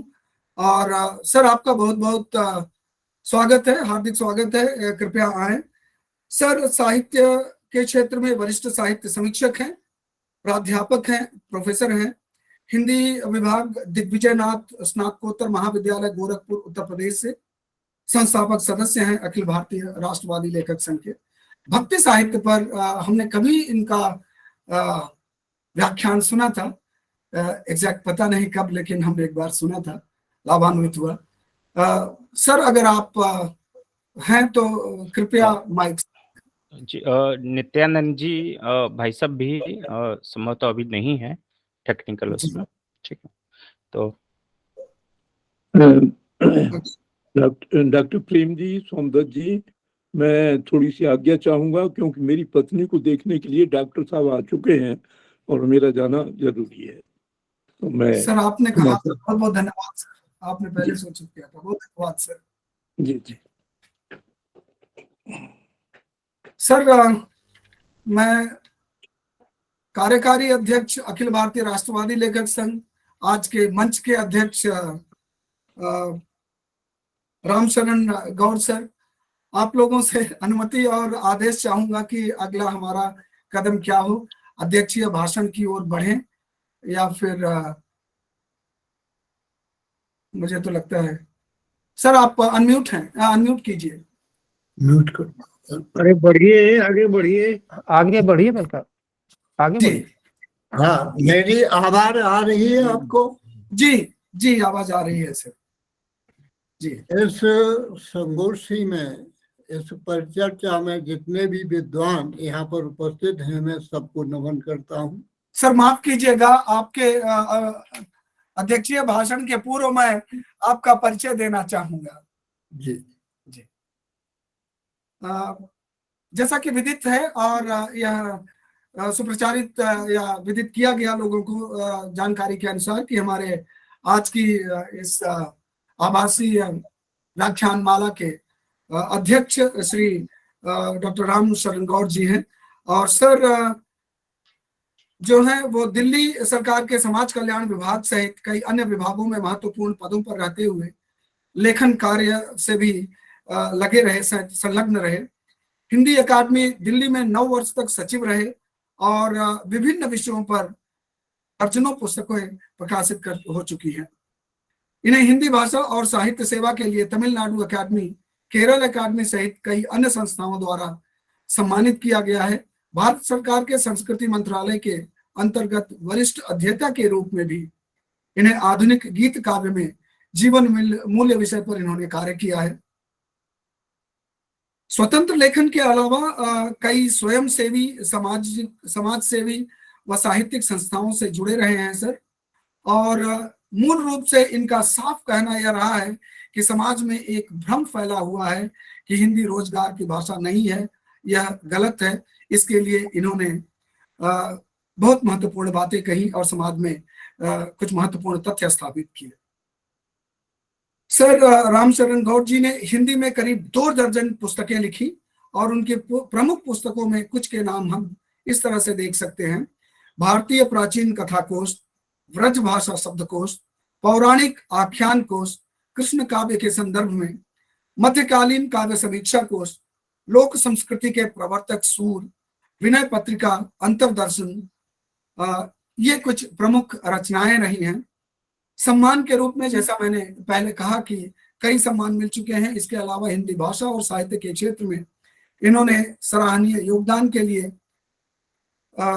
महत्वपूर्ण कार्य किए और इन्हें श्री आराधक सम्मान, प्रशांत वेदालंकार सम्मान, प्रकाश वीर शास्त्री सम्मान के अलावा जैसा हमने कहा केरल और तमिलनाडु सरकार से भी अकादमियों द्वारा सम्मानित किया गया। अब हम पुनः सर का हार्दिक स्वागत करते हैं उनके अध्यक्षीय भाषण के लिए। सर आपका हार्दिक स्वागत है। मैं सभी दिव्य पुरुषों को नमन करता हूं। मैंने सभी के जो वक्तव्य हैं सुने। मैं अपनी बात सोमदत्त शर्मा जी के बीच जो व्याख्यान है उसी पर अधिक केंद्रित करूंगा, क्योंकि हमारे अन्य विद्वानों ने उन्हीं के बीच व्याख्यान को आगे विस्तृत किया है, उस पर अपना वक्तव्य दिया है। सबसे पहले मैं भारतीय राष्ट्रीय लेखक संघ का बहुत बहुत आभार इसलिए प्रकट करता हूं कि उन्होंने शास्त्रीय विषयों को अपनी परिचर्चा का आधार बनाया है। अनेक हिंदी के क्षेत्र में, साहित्य के क्षेत्र में संस्थाएं काम कर रही हैं। मैंने भी अपनी पुस्तकों में, लेखों में लिखा है कि 8वीं शताब्दी के बाद भारत में न तो शास्त्रीय लेखन हुआ न शास्त्रीय चिंतन हुआ। उसके अनेक कारण रहे हैं और उस कारणवश जो हमारा शास्त्रीय लेखन है, जो हमारा आधार स्रोत है चेतना का, चिति का, वो समाप्त प्राय होता रहा। तो लेखक संघ ने, राष्ट्रीय लेखक संघ ने इन विषयों को उठाया है, इसलिए मैं उनका बहुत बहुत आभार प्रकट करता हूँ। जैसा कि सोमदत्त शर्मा जी ने कहा है और अन्य हमारे वक्ताओं ने भी उसकी पुष्टि की है, जो चिति है वह 2 अर्थों का हमें 2 अर्थों को समझाती है। पहला है चिति से चेतना अर्थ, जो संस्कृत के विद्वानों ने उसको कहा है, चेतना, चिंता आदि से जोड़ा है। दूसरा है एकत्रीकरण, चुनना। जैसे जो चेतना है वह सर्वव्यापक है, जैसा उन्होंने कहा है पशु पक्षी जड़ चेतन, हर जगह हमारी चेतना हमें दिखाई देती है, समस्त सृष्टि में व्यापक है। इस संदर्भ में मैं हमारे अग्नि पुराण में लेखन के बारे में कहा गया है, अपारे काव्य संसारे कविरे प्रजापति यथास्मयी रोचते विश्वम तदस्मयी परिकल्पते तदेदम परिकल्पते। कि जो हमारा रचनाकार है अपनी चिति से, चेतना से एक संसार का निर्माण करता है। संसार का निर्माण होता है चेतना से और सृजन से, रचना से। सृजन से होता है और उससे ही पूरे के पूरे संसार को, पूरे के पूरे जितने भी हमारी वो सृष्टि है, जितने भी हमारा लोक है, वहां तक अपनी बात पहुंचाता है। अब लोक की भी आपने व्याख्या की। लोक के संबंध में मैं स्पष्ट रूप से कहना चाहता हूं कि लोक भी सर्वव्यापक है। नगर में भी कुछ लोगों ने, ग्रामीणों को, ज्यादातर पश्चिम के लोगों ने लोग को नहीं समझा, क्योंकि वहां जो चरवाहे थे तो किसी लेखक ने उन्हीं को लोग लिख दिया, तो लोग उसे मानने लगे। ग्रामीणों को, जनपद वगैरह ये लोग के पर्याय नहीं हो सकते हैं। लोग सर्वव्यापक है, नगर में भी है और इसके साथ साथ गांवों में भी व्यापक है, गांवों में सर्वव्यापी है। जैसा कि आपने अभी कहा, हमारी जो है विवाह पद्धतियां हैं, संस्कार हैं अनेक, उसमें ये सारी की सारी लोक रचनाएं हमारी सर्वव्यापी हैं। और जब तक ये लोक संस्कृति के विभिन्न आयाम हमारे लोक में व्याप्त रहे, एक आनंद की अनुभूति होती रही। हमें भौतिकता सुविधा तो दे सकती है, लेकिन आनंद नहीं दे सकती है। आनंद हमें लोक ने ही प्रदान किया। और आज भी जो लोक संस्कृति को लेकर के, लोक को लेकर के चल रहे हैं, लोक के विभिन्न आयाम को लेके चल रहे हैं, वहां कुछ हमें आनंद दिखाई देता है। अन्यथा भौतिकवाद ने तो, जैसी आप स्थिति देख रहे हैं, समाचार पत्रों में पढ़ रहे हैं, चाहे आप विदेश के मामले में पढ़िए या यहाँ के मामले में पढ़िए, वह आनंद विहीन समाज का, भौतिकवादी समाज का नितांत तीव्रता से उद्भव हो रहा है। और भौतिकता उनकी मूल्य चेतना हो गई है। दूसरी बात आपने कही व्यावहारिकता की। देखिए, डॉक्टर गोविंद चंद्र पांडे ने मूल्य मीमांसा लिखी है और उन्होंने व्यवहार को एक मूल्य के रूप में प्रतिष्ठित किया है। और उस मूल्य में उन्होंने अनेक चीजों को जोड़ा है। उसमें सत्यम शिवम सुंदरम को भी जोड़ा है कि ये हमारी व्यवहारिक मूल्य से ही व्यापकता प्राप्त करते हैं, शिवता प्राप्त करते हैं। जैसे कि तुलसीदास ने भी कहा है, कीरत कलित बनित भल सोही, सुर सर सम सब कर हित होई। जो हित करने वाली है, मूल्य चेतना देती है। हमारा जो व्यवहारिक मूल्य है वह शिवता की ओर जाता है। और दूसरा, उन्होंने जो बात कही है, सबसे बड़ी बात, कि जो व्यवहार है उत्कृष्टता की ओर समाज को ले जाता है।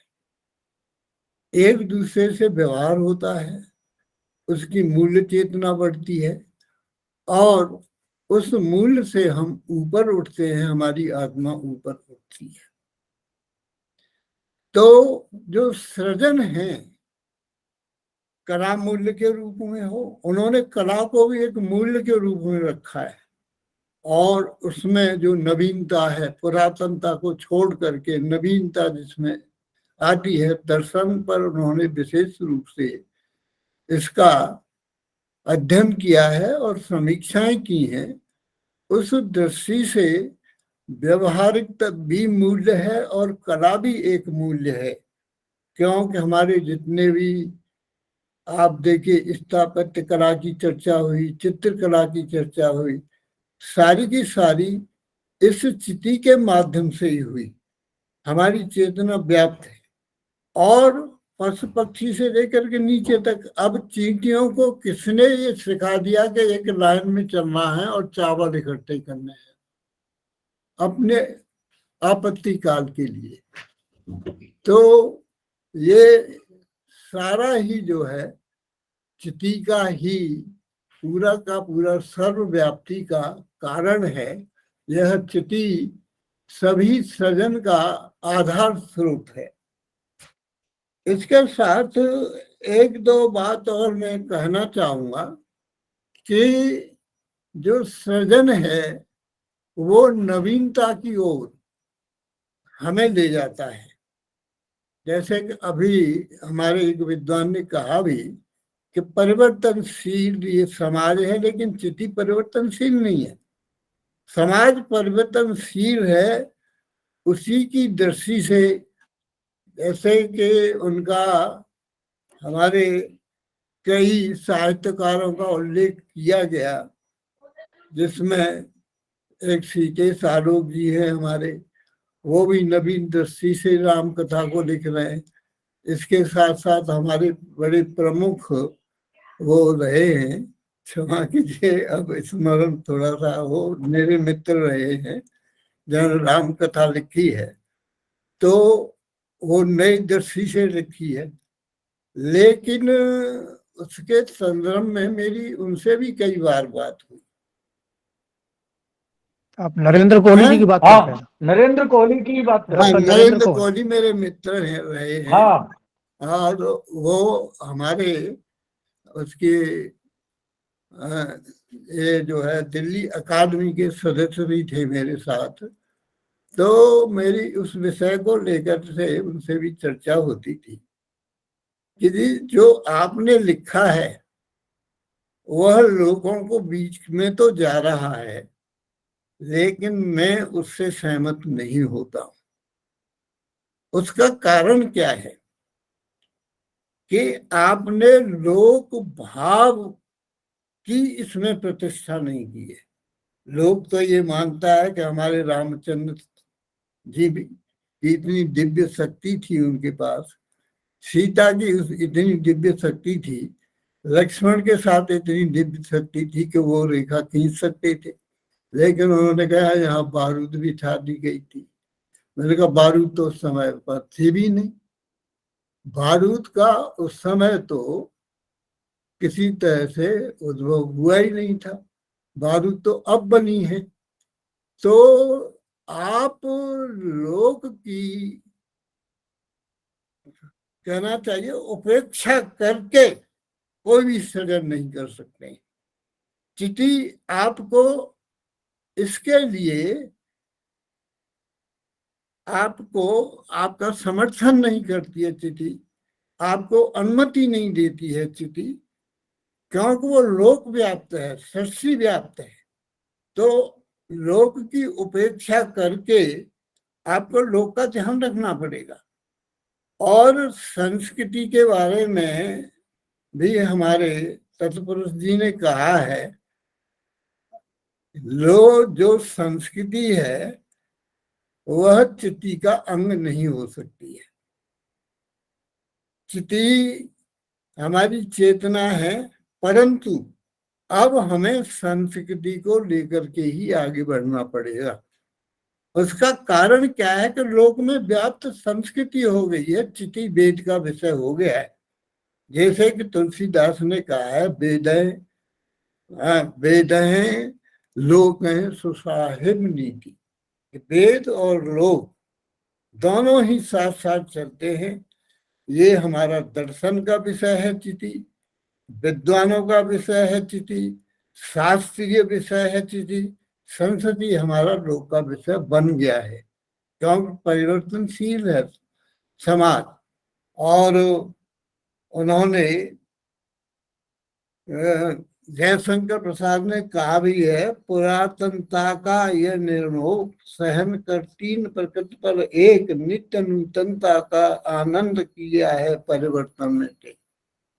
परिवर्तन समाज के साथ चलता है, उसको हमने अपनी चिति जो चैतन्य है वहां तक कैसे स्थापित करना है, ये हमारे साहित्यकारों का विषय, सृजनकर्ता का विषय है। चाहे किसी भी स्तर पर सृजन कर रहा हो, चाहे कला के क्षेत्र में कर रहा हो, चाहे काव्य के क्षेत्र में, लेखन के क्षेत्र में, चाहे चित्रकला के क्षेत्र में, हमें उसका ध्यान करना पड़ेगा। और चिट्ठी की सर्वव्यापकता ही हमारे को आगे बढ़ाती है। इन्हीं शब्दों के साथ आपका मैं बहुत बहुत आभार प्रकट करता हूँ।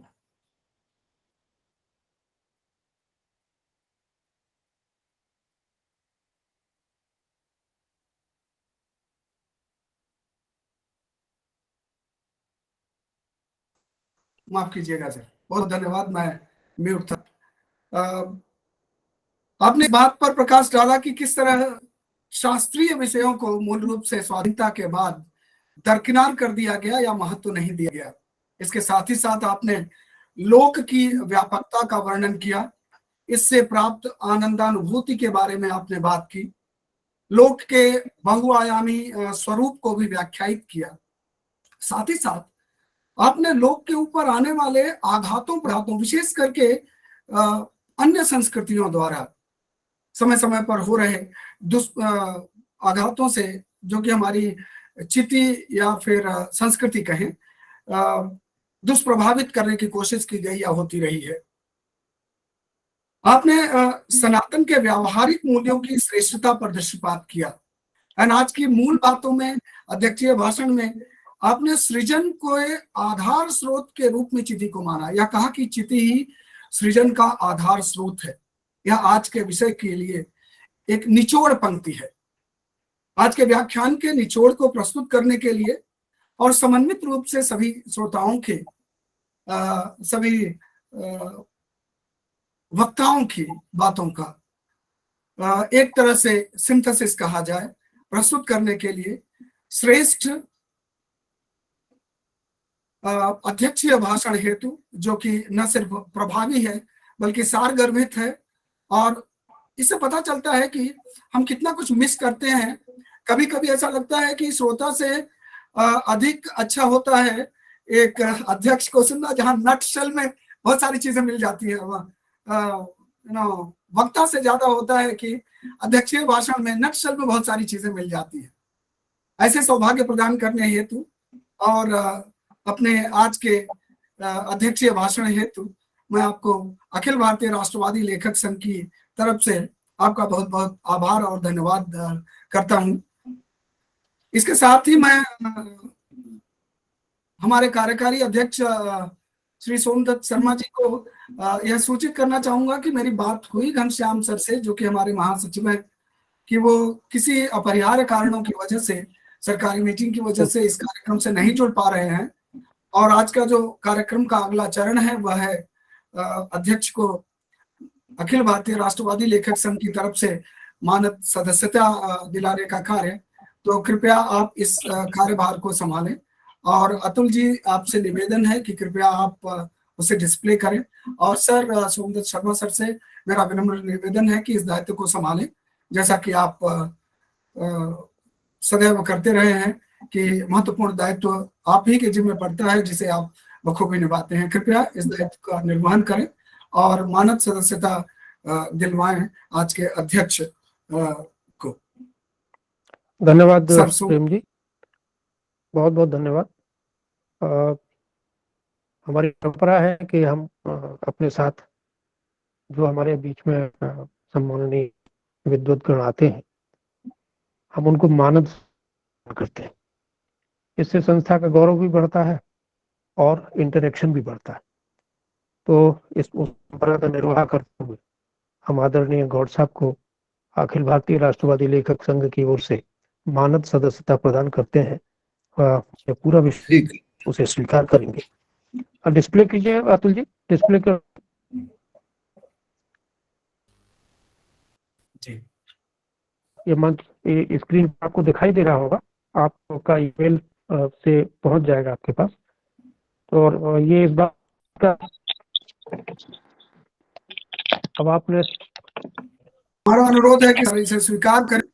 ठीक है, स्वीकार करेंगे तो ठीक है। कि बहुत बहुत धन्यवाद सर। मानव सदस्यता ही नहीं है तो एक बड़ी जिम्मेदारी भी है कि अब संगठन का मार्गदर्शन करने की जिम्मेदारी भी आप सब लोगों के साथ आपकी भी होगी, और जब भी हमको आवश्यकता पड़ेगी आप हमारे बीच में होंगे, और आपके जैसे और लोग भी आपके माध्यम से संगठन के साथ जुड़ेंगे, ऐसा मेरा पूरा निश्चित विश्वास है। आप निश्चित हमारे बीच आए, आप हमारे बीच आए, आपका बहुत बहुत आभार।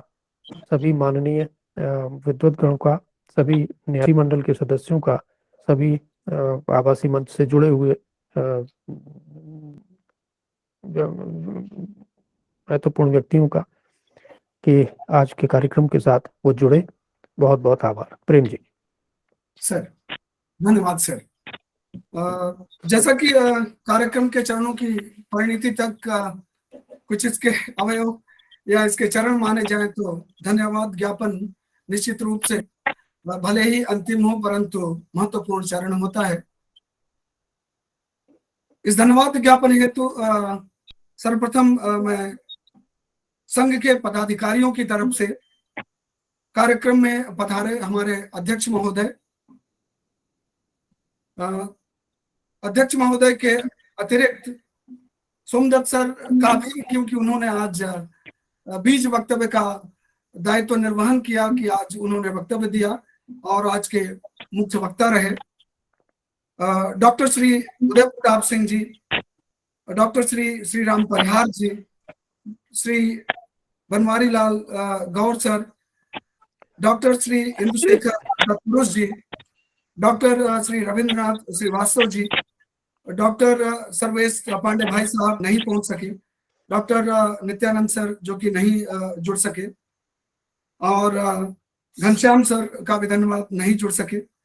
इसके अलावा मैं धन्यवाद कहना चाहूंगा भाई अतुल जी का, जो युवा इतिहासविद हैं, सहायक प्राध्यापक हैं, इतिहास विभाग, उच्च शिक्षा विभाग मध्य प्रदेश सरकार के हैं और संस्थापक सदस्य हैं, और आज के न सिर्फ बल्कि अन्य कार्यक्रमों में भी इसी तरह से तकनीकी सुविधा देखने का कार्यभार उनके जिम्मे होता है, और अखिल भारतीय राष्ट्रवादी लेखक संघ के संस्थापक सदस्य रहे हैं।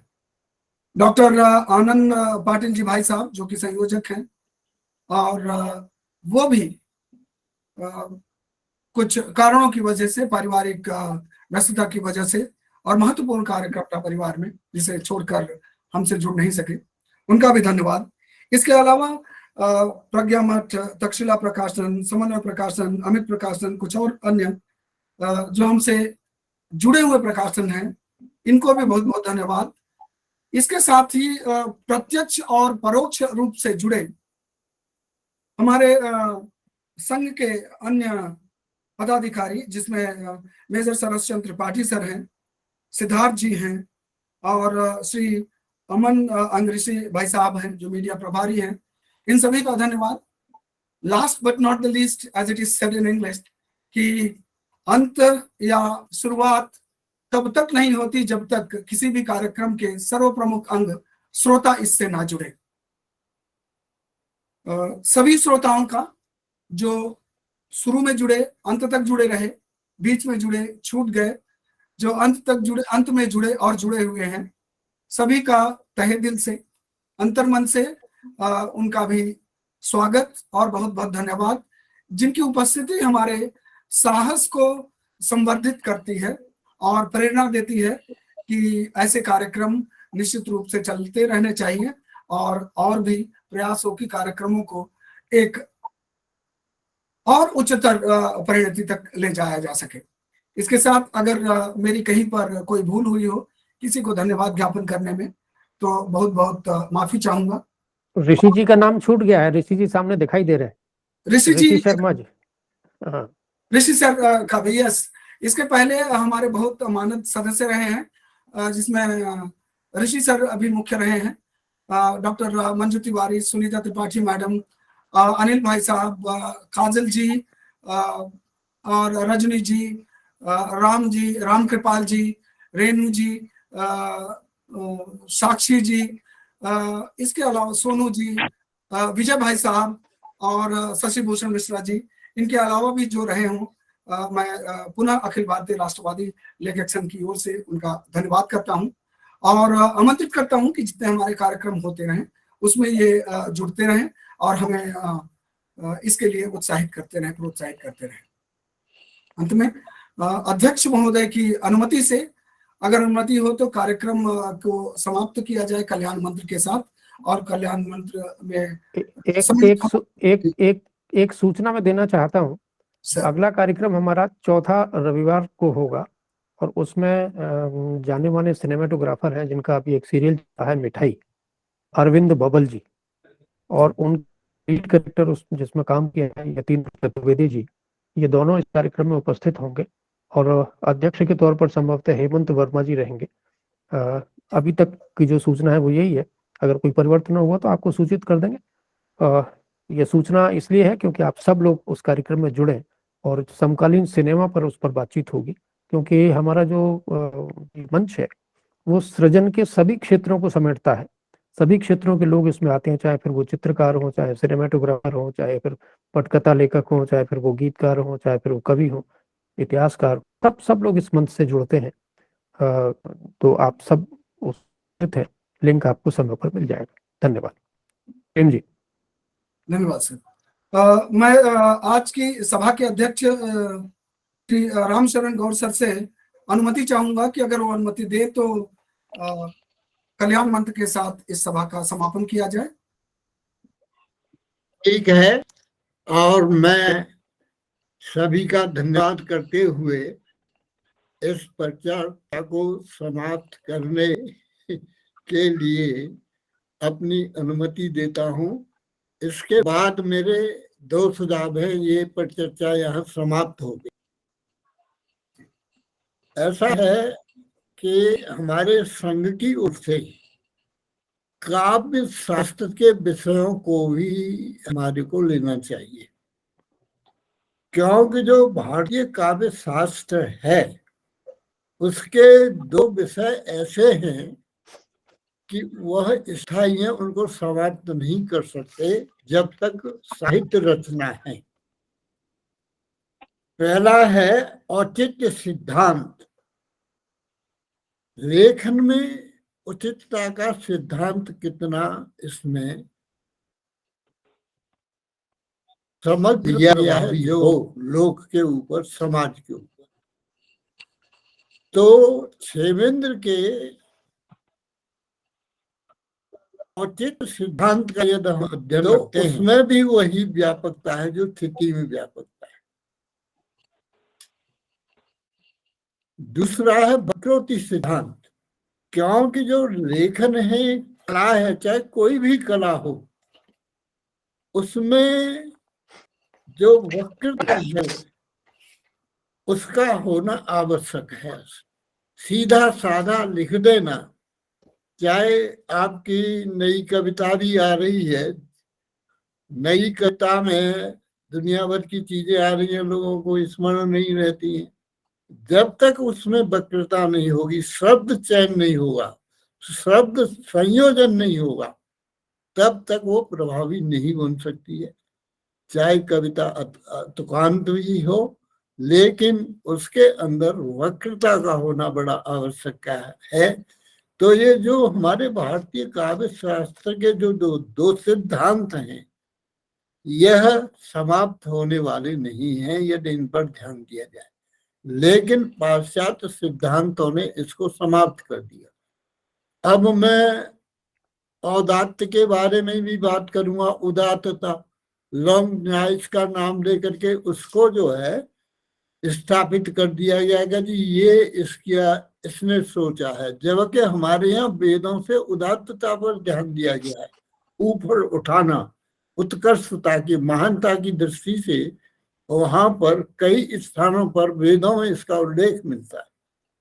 तो लेकिन पश्चिम ने उसको दबा दिया, लॉन्ग नाइट्स ने उदात्त सिद्धांत दिया। तो ये 2-3 सिद्धांत ऐसे हैं, अलंकार रस का समय नहीं रहा, लेकिन ये 2-3 सिद्धांत ऐसे हैं कि हमें भी ये शास्त्रीय विषय है कि इस पर भी हमें चर्चा करनी चाहिए। मेरा ये सुझाव है आप लोगों के साथ। डॉक्टर साहब आपके मार्गदर्शन में बिल्कुल ये काम किए जाएंगे और हम तो चाहेंगे कि आप ही इसमें वक्तव्य देंगे तो बहुत अच्छा लगेगा। हाँ, इसके लिए विद्वान तैयार करेंगे जिन्होंने वक्रता पर काम किया है। जी जी तो जी हाँ, उनको हम जोड़ेंगे अपने साथ। बिल्कुल बिल्कुल अच्छा, स्वागत है सबका। तय करेंगे कि वो इस बात पर वक्तव्य दें। जी डॉक्टर साहब, बिल्कुल आपके आदेश का पालन होगा।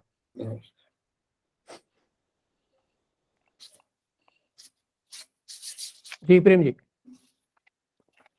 ठीक है, सभी को नमस्कार। प्रेम जी कल्याण मंत्र कराइए। अनम्यूट कर लीजिए, अनम्यूट कर लीजिए। इनफैक्ट प्रत्यक्ष या अप्रत्यक्ष रूप से रस निष्पत्ति या फिर काव्य प्रयोजन, काव्य के उद्देश्य पर कुछ विद्वानों ने इनडायरेक्टली बात कहने की कोशिश की है। यह सही है कि काव्य प्रयोजन की बात अगर होती आज के बात में भी, तो उसमें भी तो यश प्राप्ति या मंगल का नाश, कांता समितोपदेश या मंगल कामना, लोक मंगल की भावना, ये सारी चीजें कबीर हो या फिर शुक्ल जी हो या द्विवेदी जी हो, आज इन लोगों ने कही है। मैं सोच रहा था शायद उन लोगों की भी बात आएगी, तो लोग के साथ वो लोग भी जुड़े हैं और कहीं ना कहीं टच किया गया बस। लेकिन यह सुझाव महत्वपूर्ण है और आशा है कि हमारे संघ के पदाधिकारी इस पर ध्यान देंगे। चर्चा होगी आपस में और विद्वानों को आमंत्रित किया जाएगा। इसी मंगल कामना के साथ हम आज के कल्याण मंत्र प्रारंभ करते हैं और कार्यक्रम को समाप्त करते हैं। आपका स्वागत है कल्याण मंत्र, तो कृपया प्रारंभ करें। ओम सर्वे भवन्तु सुखिनः, सर्वे सन्तु निरामया, सर्वे भद्राणि पश्यन्तु, मा कश्चित् दुःखभाग् भवेत्। ओम शांति शांति शांति। आप सभी विद्वानों का सादर नमन, सादर प्रणाम। आप हमारे बीच आए और आगे आते रहेंगे, ऐसा आप सब लोगों से आग्रह है। धन्यवाद, प्रणाम।